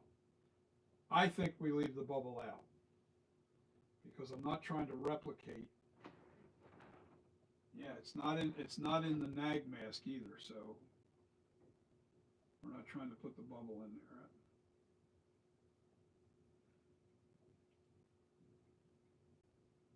Now you guys are seeing these like streaks of black that are in this, you know what, I'm done. I can't put any more naphtha on that. It's too soft. But boy, that really changed the way this looks. It actually looks very organic. Yes. Now let me put it down straight off this thing here.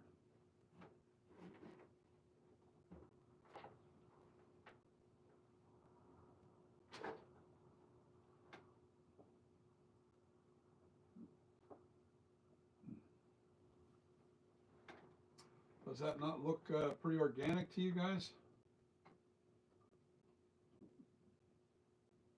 All right, well, let me back this up. There we go.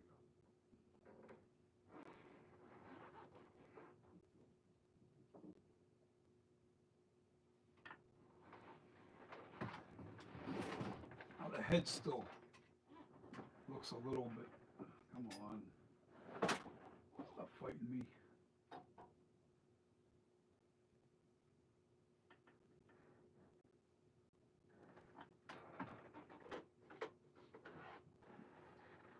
head's a little too big yet to fit that face.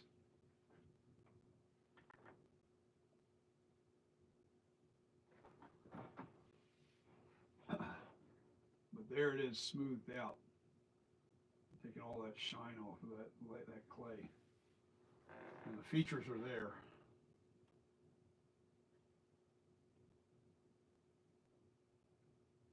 And the eye cuts are now bigger, much bigger. Wait a minute, let me see something here. Yeah, that looks a little better.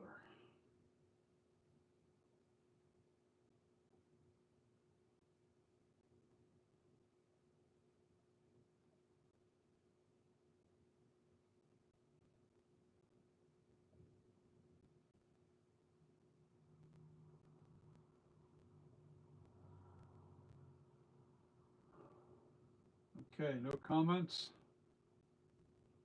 I don't know who's still on, but I think I'm gonna wrap up tonight. And then during the day tomorrow, I'm gonna start working on the head a little bit better to get the shape of the head better. Then put the ears back on it and smooth out the neck. Yeah, it's getting there. Things are getting done. It's starting to look pretty good. Which reminds me, why is that neck slanted on that mask?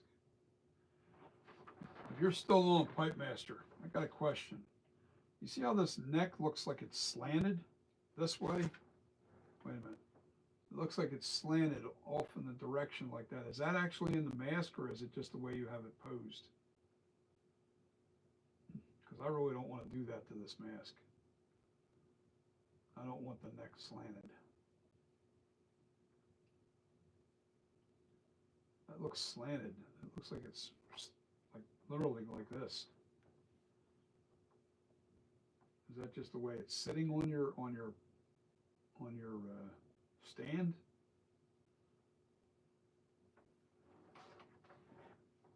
Yeah, it still looks. I don't know what the hell. I can't put my finger on it.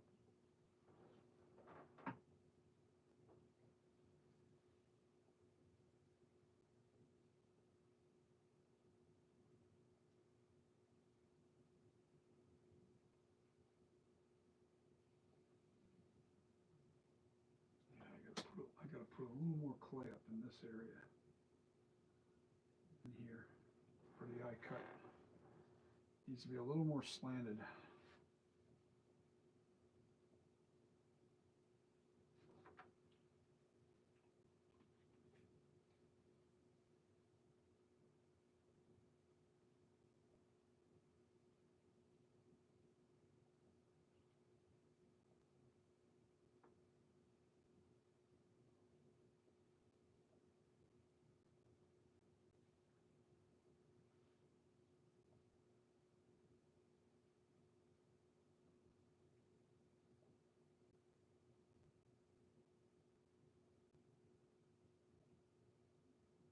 I'm excited for this. I actually think that this is going to be a really, really cool mask.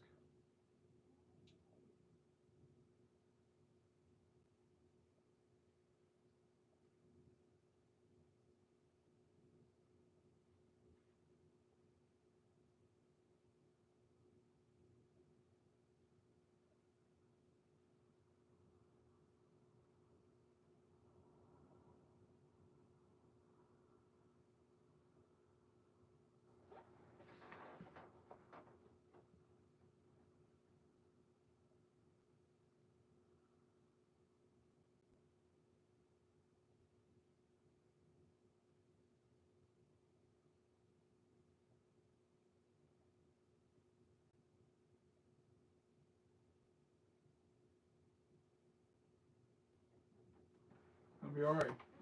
Yeah, man. Gonna be pretty cool.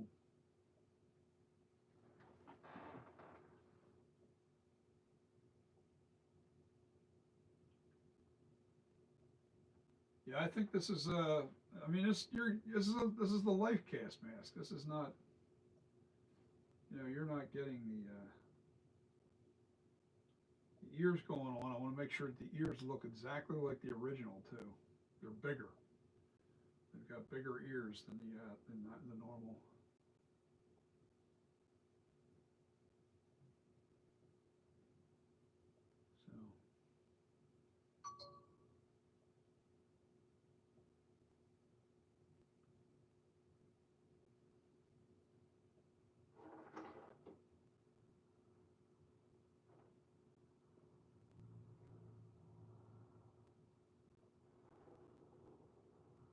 So let me back this up. Yeah, neither can I. I can't wait to see it either. I think it's going to be a really nice mask.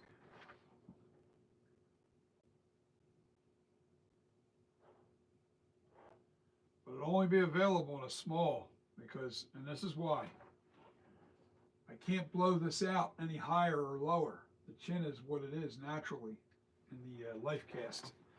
I was able to widen the face. I could splay it out to make it so it fits on a bigger head, but I couldn't change the this here is where you're stuck. You have no choice, and that distance. There's a big difference between mine and this. Hold on. That distance is about 9 inches from the top of the head to the chin. And on my sculpture,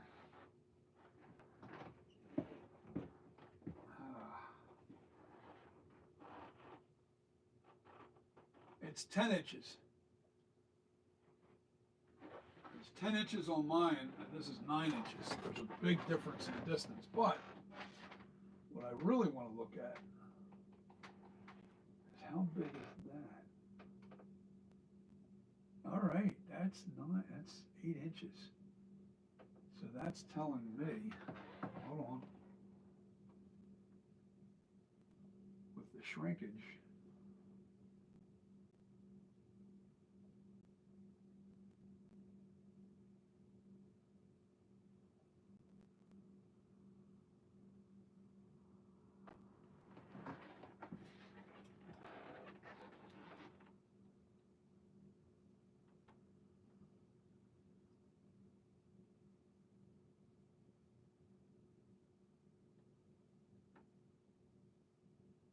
top of the head.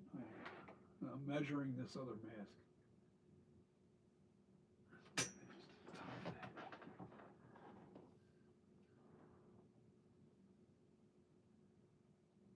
9.5 inches. Oof. Okay.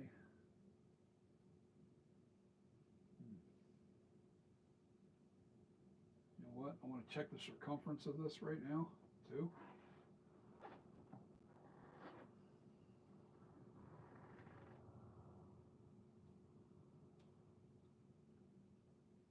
"26 and a half inches. And it's got to be 26. Yeah. I've got to make this a ½ inch smaller, but that's easy because the back of the head's still too elongated. Once I get the back of the head the right proportions, this is going to produce a 24-inch mask.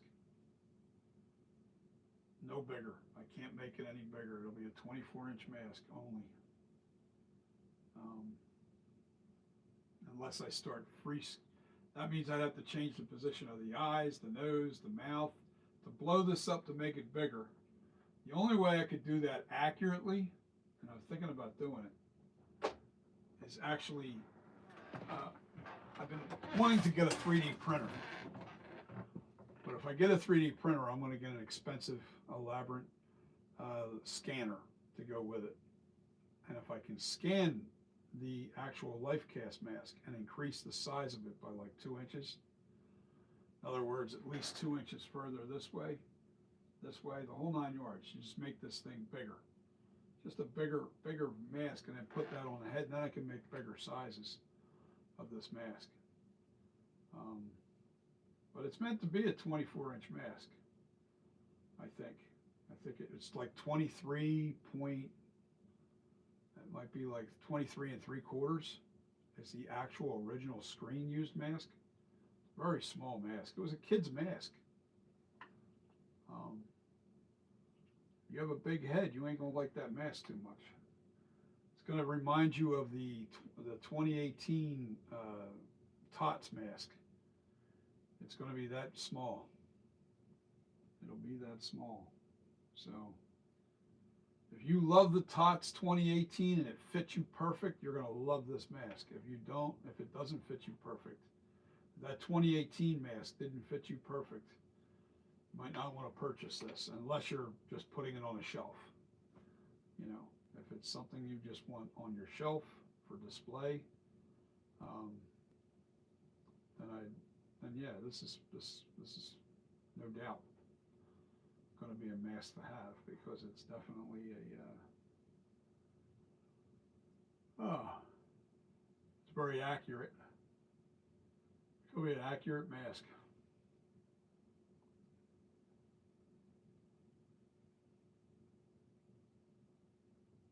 Very accurate.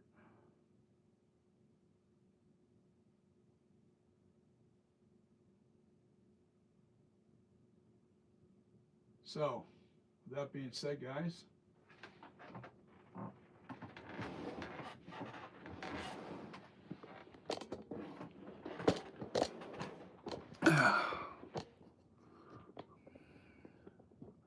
there's the FB78 V2 sitting back there. Let me get the stand off of here. Unplug me. There you go.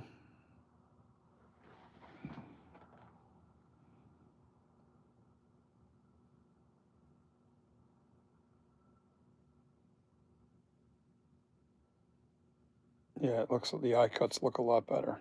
They're not perfected yet, but they're getting there.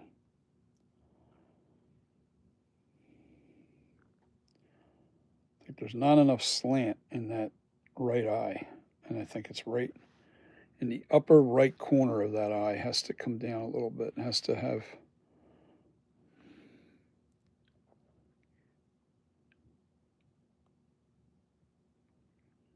Yeah, I think so too. I think this is really going to be a nice. This is going to be a nice mask as well.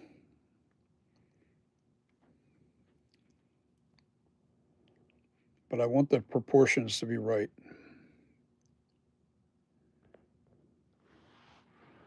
And there's the flashback V2. Look how awesome those lips look. Those lips are on the money to the flashback. See, there's the flashback lips. And there's my lips. They're on the money, man.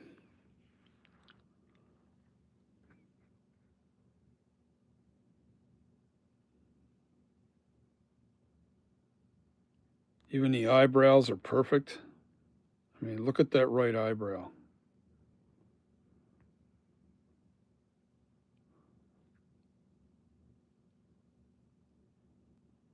That's going to really be something, man. That's going to be a really, really nice sought out mask. I think a lot of people are going to want this. Both of these masks, they're going to be sought out, I believe. I mean, you can get this mask from NAG because NAG made this from the Life Cast, just like I'm doing here. That's the Life Cast mask, and it's not. I didn't sculpt this. This is it. It's taken right from that guy right there. That's the Life Cast of this, and then I put it in a silicone mold, which is sitting right up there on top of the counter. That's the silicone mold of that Life Cast. And I poured it up in clay. And then I put it on a head. I actually poured up one of my heads here, and you guys seen that on the video where I shaped the head to fit the face. And now I've sculpted this down, the head shape down to match the face more. And, you know, this isn't my sculpture. It's just basically making a head fit on the face. So I don't deem myself as some great artist just copying work like that. If I were to actually sculpt this to perfection and make this from a sculpture from scratch, that'd be a feat. But now, you know, it might be a challenge for me later on. It might be something I might be interested in doing. But I don't know. You know, I haven't decided yet. But the features are all there. Check out them lips. The nose is perfect. Everything. Well, it's the life cast. It is the life cast. The neck all has to be done right. It's still really, the back of the head's still too elongated. I'll show you what I mean.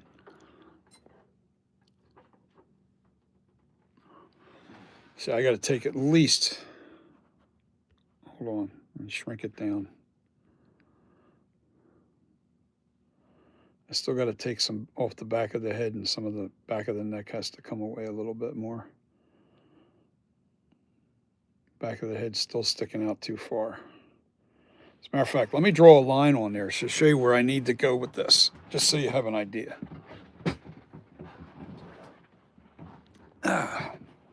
I need to scribe a line there anyway, and I'm going to do that just by scratching it. All right, so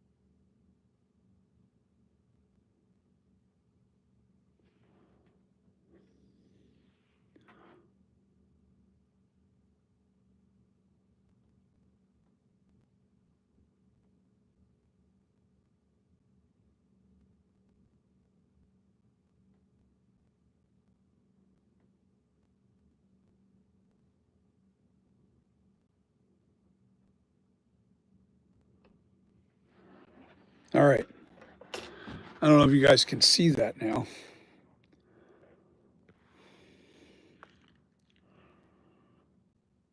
Do you see that line? See the line here that I just cut in? That's how much more has to come off to match this head shape.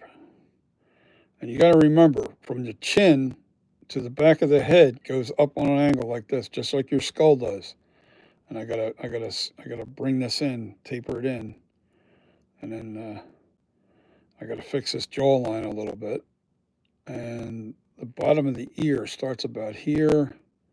The top of the ear is about right there at the top of the eyebrow, maybe right at the eye cut. Top of the ear and the bottom of the ear, well, that's the ear hole, but I may have to adjust that up a little higher because of the different size of mask. But that gives you an idea of where we have to be. You can see that scribed line now. You can see how much further I have to go with the back of the head. I still have to take off that much more off the neck and the back of the head. And then that'll be a well-proportioned, perfect 24-inch. Should be a perfect 24-inch mask when it's done. It'll give us a really good 24-inch mask. And it'll look good. Right now, I can tell, you see like this area here, that is sticking out too far on the base of the neck here. That's supposed to be more tapered in, just like your skull is. All right, and then it comes into on that angle of a pitch with your jawline. But that's human anatomy, is what that is, more than anything else.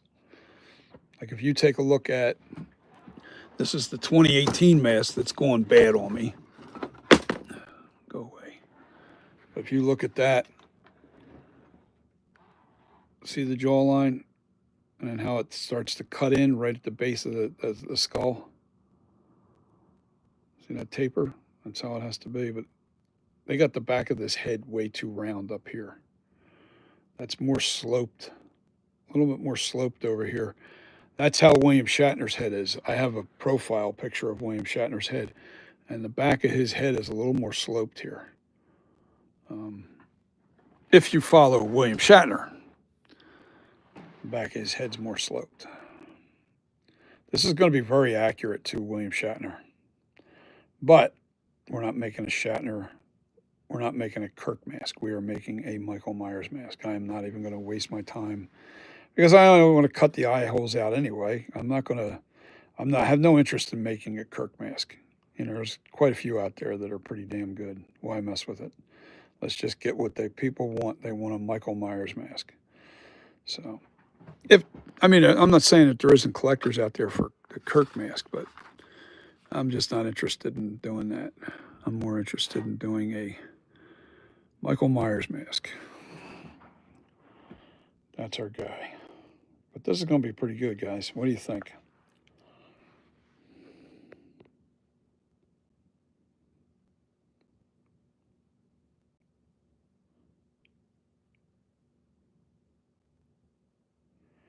Ichi, Sketch. How you doing tonight? Yeah, this isn't my work though. You gotta understand. This is from the Lifecast. I mean, this is like a form of cheating, but Nag even made this mask from the Lifecast. And I'm just doing the same thing. I'm going to make a Lifecast mask just because I've got nothing else to do. That's actually what it is. Now, this is my sculpture here. This is my, I'm speaking to Nietzsche still, if you're still on. This is my rendition of the flashback mask, which is that right there.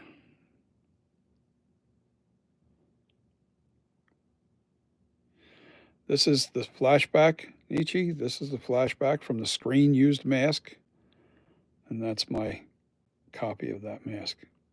Let me see if I can turn it so you can see it so it looks a little bit more dead on.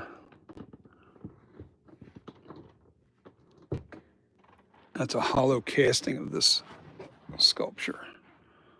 There's that. There's that. There's mine. Now, the angle's not really helping me here, but now the picture's a lot smaller.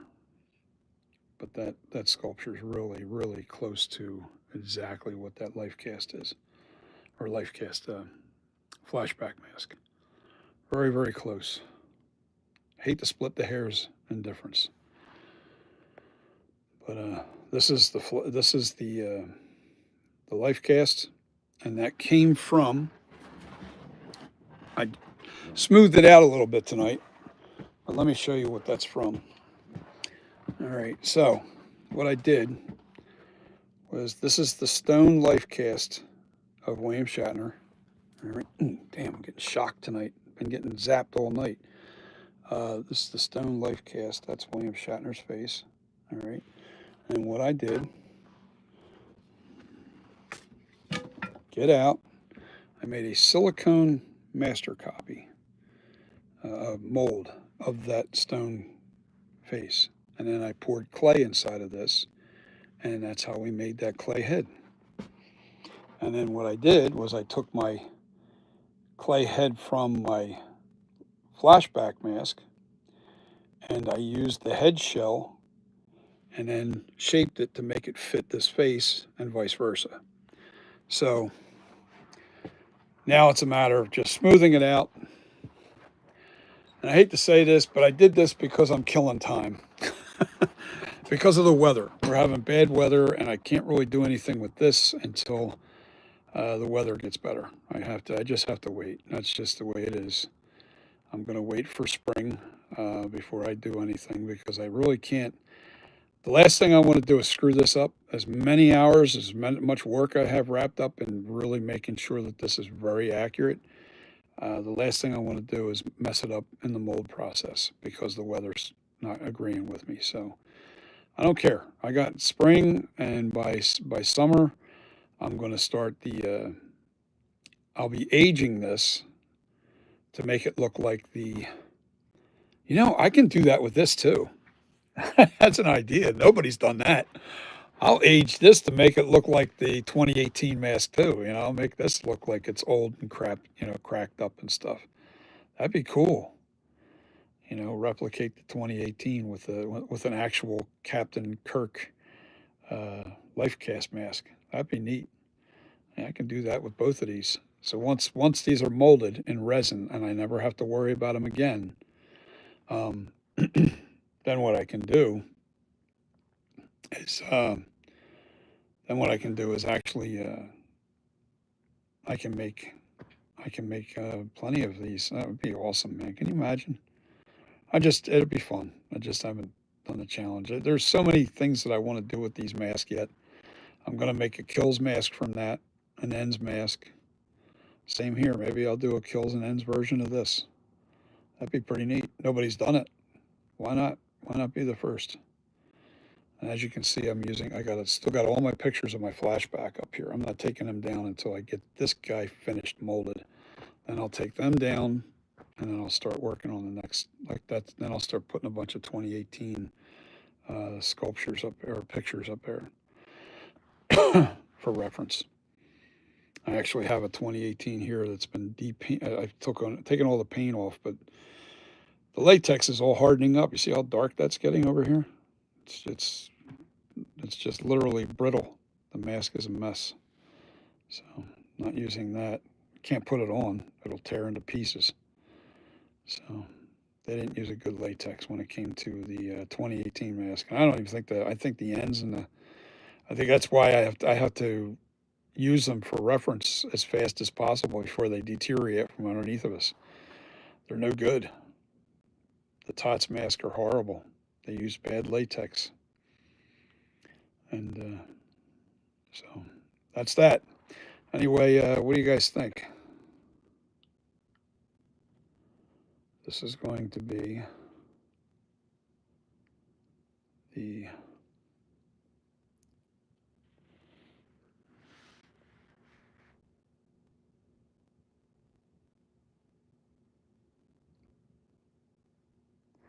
This is called the LC78 from Custom Corpses. That's going to be the name of this mask.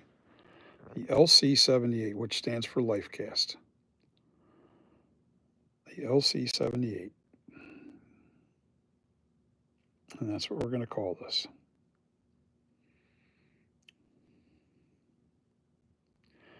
But I'm going to bounce off of here, guys. I want to say thank you for tuning in and watching the work as it's unfolding.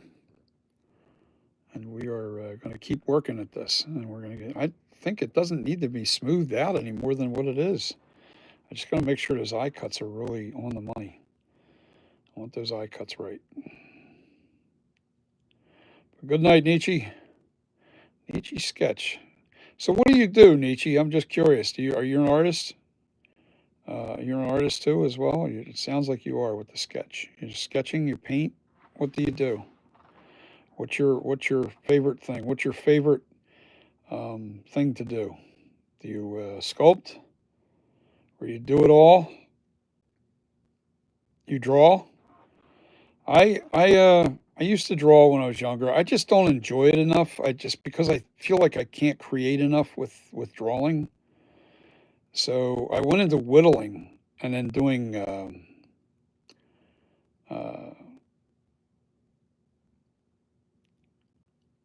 you do it all. See why that's the nice thing. You want to definitely do everything. You want to do and the funny thing is, all these years I never touched clay.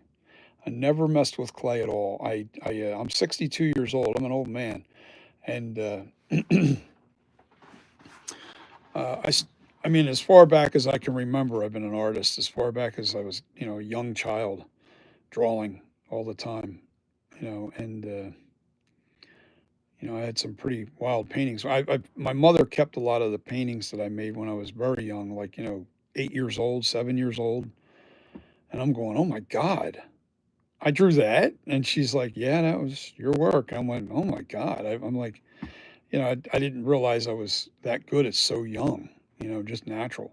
So, but then I walked away from my art for 30 years.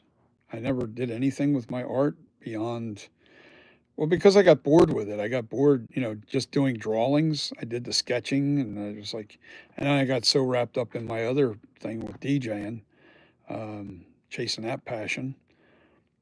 And that led to a lot of work. But besides that, I kept doing my drawings a little bit, on the side, but I went from drawing, then painting, and the painting and drawing kind of just fell to the wayside because it just felt like you couldn't sell the work, couldn't really do anything with the work, unless you were a tattoo artist. That's one thing, but I wasn't that, so I didn't.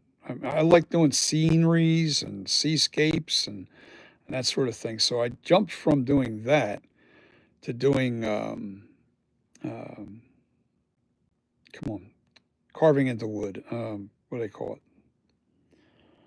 I can't think of the name of it.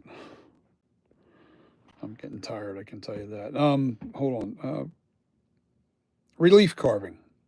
I did a lot of relief carving and making sceneries into like seascapes and sceneries right into the wood and carved it right into the wood. And it was beautiful. And I did a lot of work there, and I made a lot of money with that. I made quite a bit of money doing those kind of projects. I did sceneries into people's front doors, cabinet faces. I did panoramic, vision of like a scenery going across all their cabinets, and it was really cool. I did stuff like that. I did tables, some carvings into some chairs and stuff like that, and but basically scenery stuff. That was my thing. I love doing sceneries, but me and a million other people do the same thing in that field. Um, Never messed with clay until COVID hit. And the business that I was in was kind of very, kicked in the teeth and slowed down significantly. And then 4 years ago, I started this business and went into sculpting. And I did do some whittling, so I was familiar with, but I never did human figures, so I had to learn human anatomy a little bit to do this, um, to be accurate. That's the key. You better learn human anatomy if you're going to do masks. It's one thing to know a person's actual, the common person's shape of their head and where the muscles lie. And you want all those features there in your mask. And then if you want to make them gory and you want to make them zombies or you want to make a monster out of it, um, you have to start with the human anatomy. That's important. I kind of knew that going into it. And the more I learned about human anatomy, the more accurate my sculpture started to get. And then when I grabbed that life cast, it really showed off a lot of the features that I needed to see, um, from what the Michael Myers really looks like. The facial features. You can't grab that from two-dimensional pictures. It's so hard to sculpt from two-dimensional pictures. Even no matter if you get every angle, it's still very hard to sculpt from pictures, and be extremely accurate. When you're trying to make a very accurate mask, the best thing to have, believe it or not, I would suggest anybody to get the life cast because the life cast reveals the angles, the pitches, the different depths, from how far his chin sticks out to how far his nose sticks out to where his lips stick out, where the underlip sticks out, how far that sticks out, how far out the scowl sticks out, the V-shaped scowl here. All those features, uh, you need to know the depths of those, and that's something you're not going to get just in human anatomy. That's just specifically uh, is what gives William Shatner his looks. That's what makes his features. His features is what makes him look unique. And just like all of us, our features make us unique. And you can't get that in two-dimensional pictures. You can get a little bit of it. You can get get close, but you're not going to be deadly accurate. This life cast helped me a lot, or the life cast helped me a lot with getting this guy right. That was important. See, one thing a lot of people miss out on is the forehead has to be sticking out much further than the under eye cuts. All right, now I'll show you what I'm talking about here. All right, now let me zoom in. See how much further the forehead sticks out from the under eye cut? Now this is actually from the actual face, William Shatner's face. A lot of people make that mistake of not, they make those under eye cuts dead even with the upper eye cuts. In other words, see how this eye cut is sunken in? See how much further out the forehead and the upper eye cut sticks out? I see so many masks where the under eye cut is dead even, flush with the upper eye cut, which makes the cheek line fall out of line and stuff. Everything looks too flat. And I've seen that so many times in a lot of these mask makers that make the mask, including especially Tots. And that's the secret, I think, to where the natural shadowing and everything comes in to the Michael Myers. The shadows that are casted naturally right in here is because having that overhang over the eye cuts. And it's, I mean, it sounds stupid to have to repeat, to actually say this, but I mean, it's something that always gets overlooked. It really does. Both sides of this. The upper eye cut and forehead definitely protrude past the under eye cut.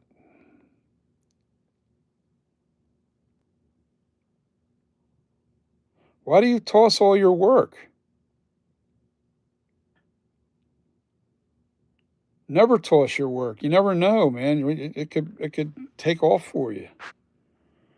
Sell it. Never toss your work. I mean, I get it. Sometimes it becomes a storage issue, with storage. But at least keep the ones that really, that you find that are really, really, that you love the most. Never get rid of it. Or at least sell it. Sell it to somebody that might be, that really likes your work and put it on their walls. They never know. I'll tell you something I saw that was really cool. If you like relief carving, is I was watching this artist spackle a wall, and he was using mud spackle, and he was actually drawing, he was making mountains and lighthouses and sceneries right in spackle, right on a sheetrock wall. And I thought, man, that is really cool. I would love to do that. But now you would have to go to people's homes. And, that's how you're going to make your money. Unless you make 8-foot sections that people can buy of sheetrock with your pictures already, put on there. And then all they have to do is hang the sheetrock up on the wall. New homes, whatever. That'd be an idea. Make make it in 2-foot sections, and then have somebody, hang the. So that'd be an idea. But this is the life cast. It's going to be the life cast mask. It's getting there. Yeah, you can spackle canvas. You can do. I mean, you can do anything. You can do anything. I was actually going to spackle the outside of this door and make a life-size Michael Myers spackled onto this metal door on the outside, and then have him like literally protruding out, looking. But I don't want people seeing this door. And I don't know, there's just security reasons. I don't want, people knowing that this business is back here on my house. I was actually going to do a zombie at one point, put a zombie with a skeleton and embed it right into the door. Cut the skeleton in half so it's kind of just protruding out, and then just mud it in.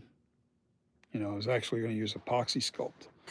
That stuff that's sitting right back there. See that epoxy sculpt? And that's a resin. And then kind of stick it to the door. But that stuff's expensive, and I would probably use at least 6 to 8 tubs of that, trying to get it stuck to the door. And then, that's a lot. That's like $60 for two of those things. That's like a 4-pound kit. $60 for 4 pounds. Times that by 6 or 8, I'd probably need. That's a lot of money to do a fancy door. But let's make some money first. So we're going to do the Michael Myers masks. And I've already made quite a bit of money with these. My first version, I did pretty good. I sold like 10 masks. So it covered all my costs that I've laid out over the last 3 or 4 years. But I pretty much broke even at this point. I haven't really made money. I've broken even because of all the spending I've done. I mean, think about it. Even the stuff like this, of buying this and buying my lights and buying all the tools, and I just bought that paint booth, which I have to set up yet. But that's ready to work. I'm going to be able to paint in the house. I don't want to have to paint outside. Yeah, so there's a lot of money that's shelled out between the clay, the tools, there's a lot. There's a lot of money. If you see everything that's on my wall over here, all that stuff, it's all been bought over this last, I would say 4 years. I would say about 6 years. All this stuff's been bought over the past 6 years. There's a lot of tools. A lot of tools. So,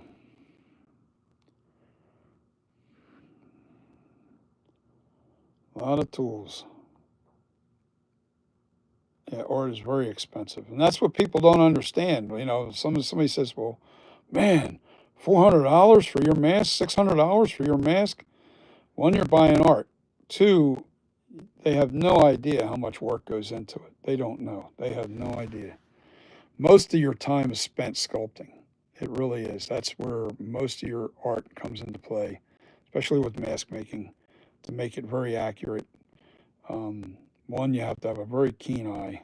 When you're replicating something, it's the hardest thing to do. When you're just making something, like if I just took this face and I just altered it and make it look scary, it doesn't have to look like anybody else's work out there. It could just something original. That's easy. That's easy to do. It's doing the replication is the toughest thing to do when you're replicating things. So replication is tough, because you're looking every little centimeter, it's so, you're working with crumbs of clay to get the accuracy. But anyway, guys, I'm going to jump off of here. I've yapped too much. I've done some work, and now you see the work. Nietzsche, you have a good night, and I'll see you on the next one. Hopefully, hit the like and the subscribe. Become a subscriber if you're not already. Share the content. Let people know what I'm doing. I actually share. I don't hide. I don't have any secrets. I do. I learn as I go. The only time I don't share anything that is something that I got from somebody else, that kind of keeps it secret. They don't want you to know how they do it. If they tell me that, then I won't share it. If they say, "Look, I'm going to tell you how to do this, but don't share this. Don't. Okay, your secret's safe with me." You got to be respectful within the business. Some people are making things that are making money, and they don't. But if I learn it on my own, I share it. I let people know how I'm doing it, and I learn things as I go. Chances are I've revealed some of their secrets, but not by them telling me, by me finding out the hard way. But if they don't like that, I can't help it. You know, maybe they should have shared it with me. Then I wouldn't have revealed it. If they share their little secret and they tell me don't share this, then I'm sworn to secrecy. You know, it's just like a magician. They can't tell their secrets. You know, they're not supposed to share the deep secrets on how they do things. You know, and you won't have very many friends in the business if you start telling their secrets. And I don't. I keep them secret. But if I discover it on my own, bets are all off. Uh,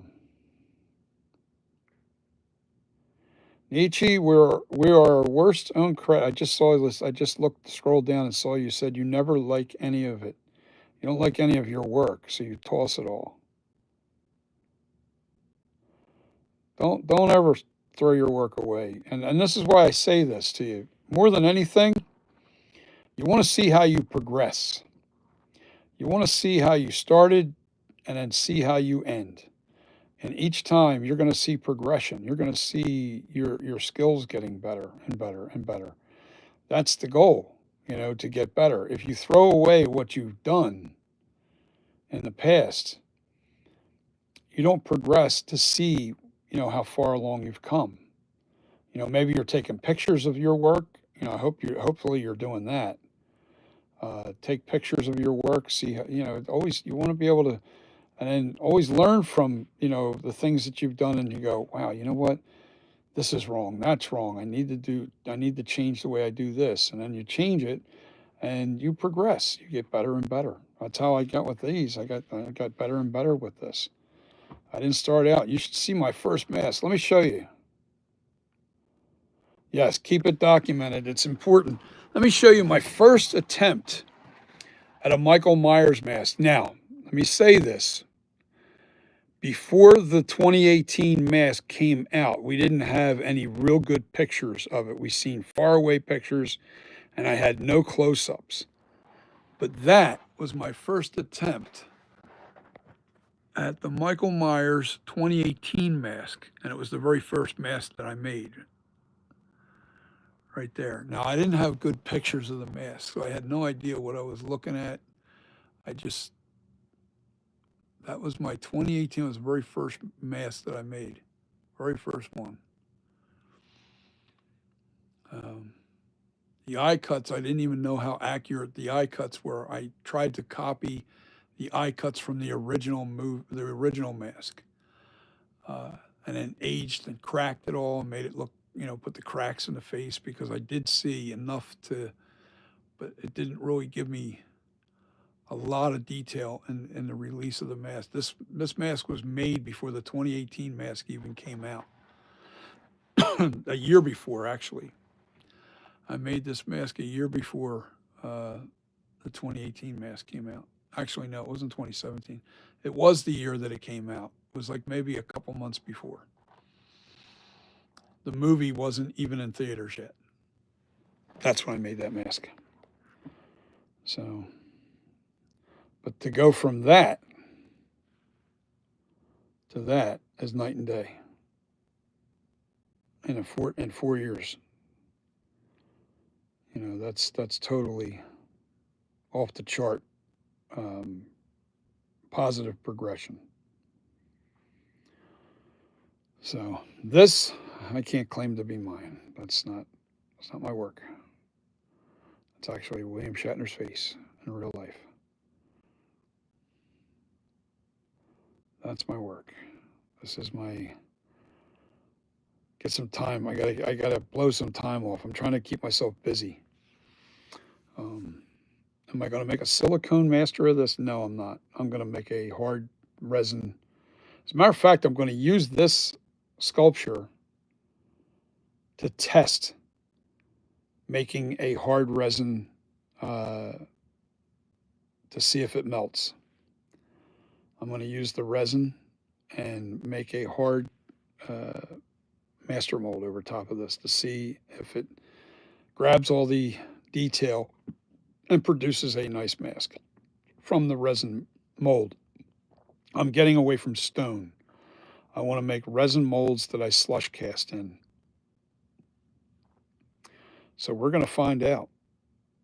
And I'm going to use this as the test dummy because I can always sculpt another one. I can always do another one if this fails. That one I don't want to gamble with. If this works out perfect, then I'll put a resin mold on that. I don't want this. I'm hoping this doesn't. The resin exothermy, it does an exotherm, so it actually heats up. And I'm afraid that it heats up too much. It melts all the details out of the face. But we're going to find out. We're going to find out. That's going to be and I'll do it live. So we're going to see. We're going to see how this works. We're going to do a test. Wait a minute. I don't want to waste all that. I have to test on something small first. I don't want to waste all that resin if it doesn't work. So I'll make an ear or nose or something, and I'll just put it on a flat plate. I'll cover that. See if that melts. If that doesn't melt, then we move on to the next step and we make a resin copy over top of this face. And if that produces a perfectly undistorted, hard resin master mold, then I will do that guy. Once I have that master copied, I won't need anything. I won't even need silicone or anything of that anymore. All I need now is just just make latex masks. Anyway, I got to get off of here. I'm starving. I haven't eaten yet. I'm tired. And Nietzsche, thank you for joining me. And I wish you all the luck in the world. You have a channel, Nietzsche? Do you have any of your work on your channel? I'd like to see some of your work. I mean, see pictures or whatever, anything, just I want to see your work. It's always nice to share. Also, I like seeing other artists' work for ideas. We get ideas from each other. Unless it's copying. I would never copy somebody's work. That's something it would irk me to copy. Although that's what we're doing here. We're still copying people's work. This flashback mask even. But at least I did it from the ground up. I didn't do it.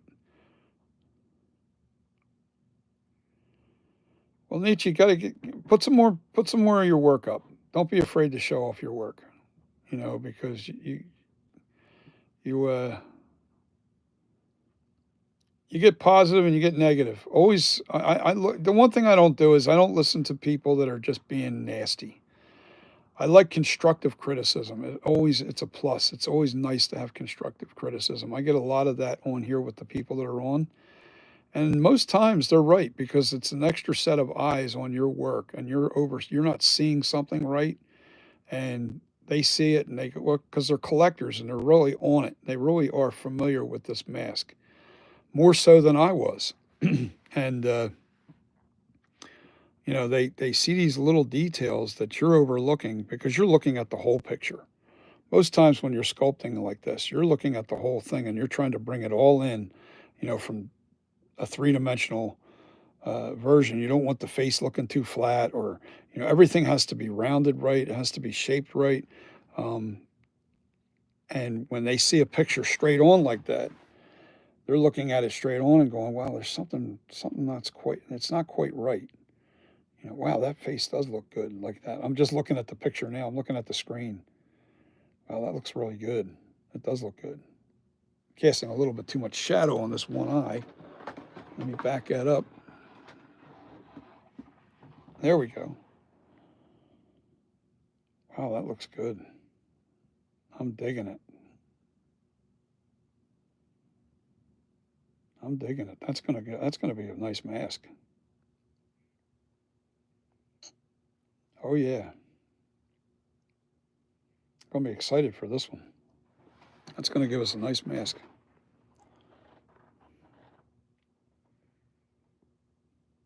And that's what I liked about the original Shatner. It had attitude. It had attitude. That's a Shatner. That is the life cast mask. Look at the attitude that it has. And the slightest positioning of the eyebrows and the eye cuts make a difference. If those eyebrows aren't just right, the attitude is lost. So you have to have those eyebrows in the right position and the eye cuts have to be perfect to get the right attitude. And that's the one thing about the Shatner original 78 Michael Myers mask had a lot of attitude. And where it really popped out, where you've seen it the most, is in Halloween 2. It was the same mask, only somebody with a bigger head wore it, and it stretched it out wider instead of, and it really pulled out all the attitude in that face.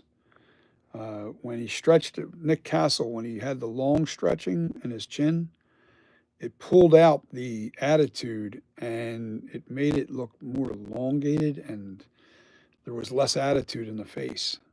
Um, the life cast has attitude in itself, definitely has attitude.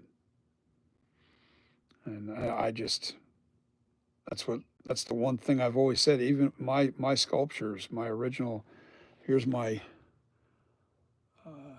that's my night creeper, and it has attitude. Now that right eye is still not quite right. I'm gonna have to resculpt that a little bit. But anyway, I'm gonna jump off of here, guys. I've been on here for 173 minutes. I think that's a long time, don't you? Um, but Nietzsche, I'm gonna check you out. I'm gonna probably go. I'll check you out. I'll look you up on YouTube when I get out in the living room, and I want to check out your stuff. Put a couple pictures up. Put something.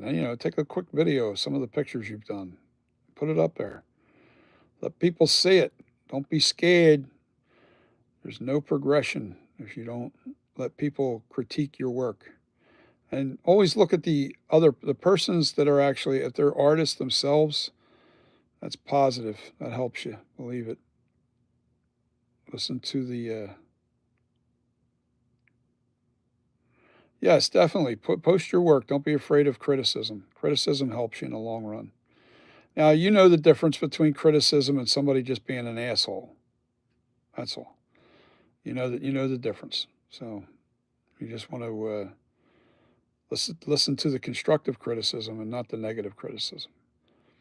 And I don't play into anybody's stuff because we're all learning as we do this. We're all learning. No matter what level you're at, you know, the game is to the whole point of the game is to get better, and you can't if you don't take constructive criticism. And it's just like a teacher when you go to art school. They're teaching you how to do things and how to look at things and how your eye only takes you so far. Your eye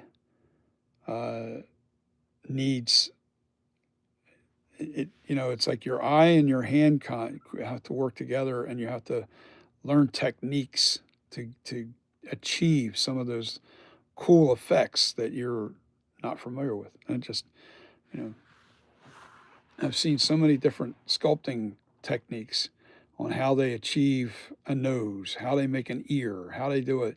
And I find ears the easiest for me. The nose can be difficult. Um, Lips, chin, all that. That's hard to do. It's hard to do. But anyway, I'm rambling and I'm tired and I'm hungry and I'm ready to go do something about it.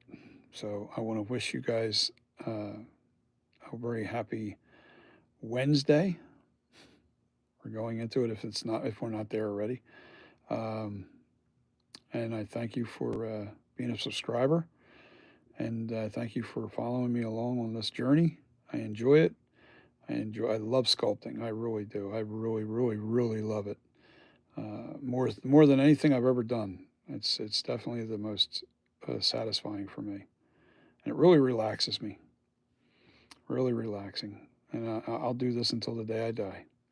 So peace, everybody. Thanks for watching, and I'll see you on the next video.